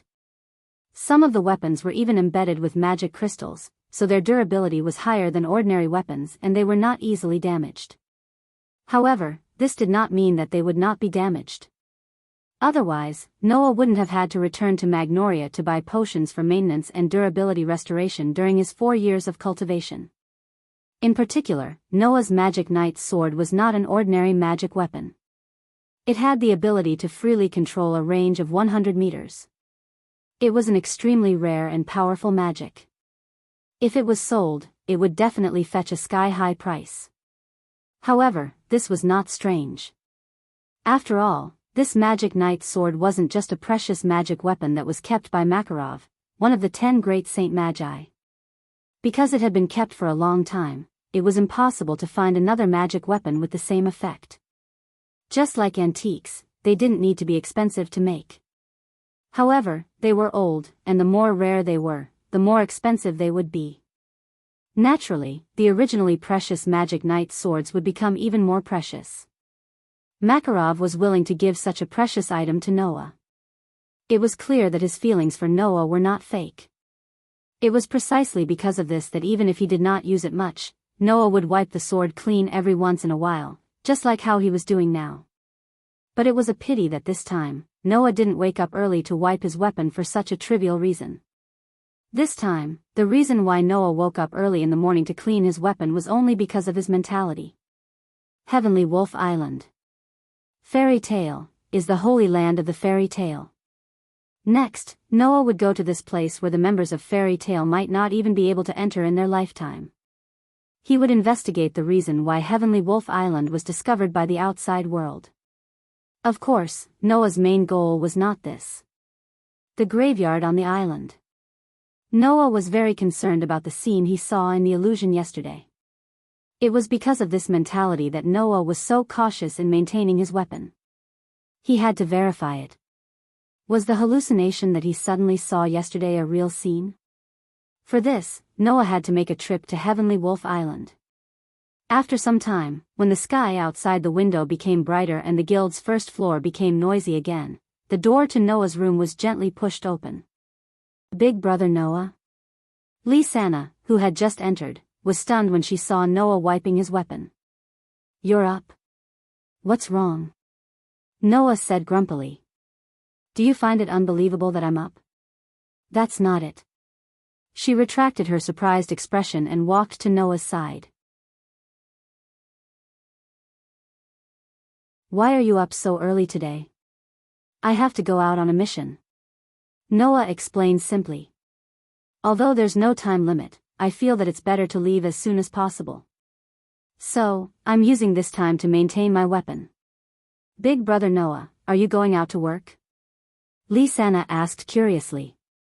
What kind of work is it? It's just an ordinary investigation, Noah replied casually as he continued wiping his weapon.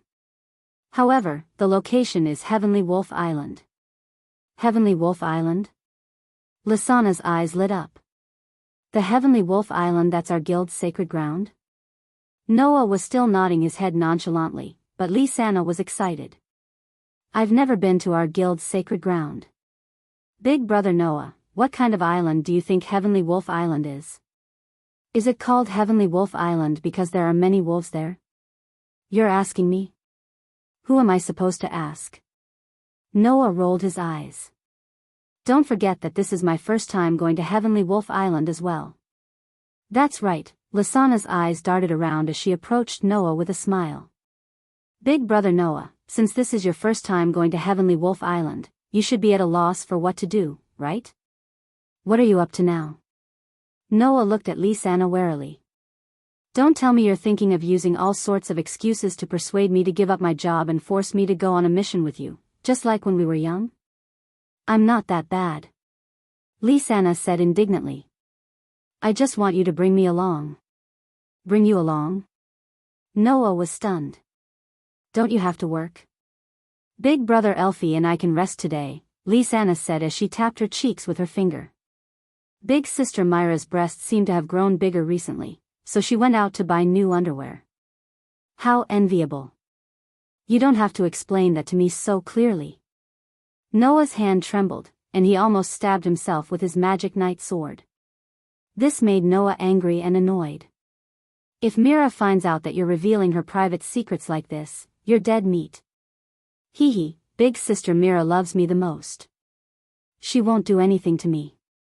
Big brother Noah, don't be shy, Lysana teased with a mischievous smile, not giving Noah a chance to retort. In any case, big brother Noah, you have to bring me along this time. I'm very curious about Heavenly Wolf Island. You lass. Noah facepalmed helplessly. Don't get in the way of my work. I won't. Lysana pounced to Noah's side and hugged his arm. Thank you, big brother Noah. I like you the most. Sigh. Noah could only sigh and resolve himself. Lysana was, without a doubt, the person Noah was closest to. However, from a certain perspective, this mischievous lass was Noah's weakness. Yet, Noah couldn't bring himself to hate her. He really didn't know what to do. Hey, Lysana, are you really not going to wait for big sister to come back? Elfman's boorish face was filled with worry as he watched Lysana, who was humming a tune as she packed her luggage. If big sister finds out that you're going out without telling her, she'll be very angry. That can't be helped. Big sister Mira isn't here right now, Lysana replied without turning her head.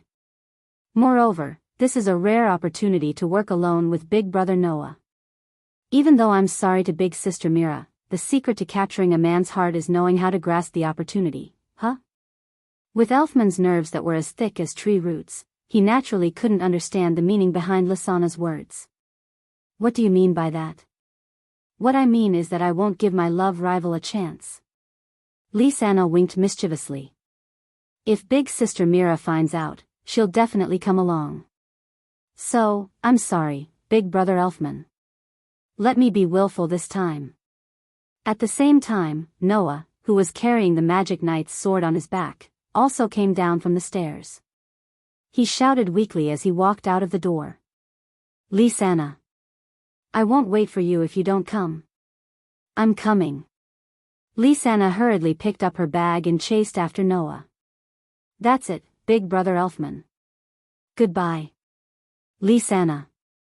Be careful. Elfman hurriedly shouted at Noah and Lysana's backs. Noah. I'll leave Lysana to you. Got it.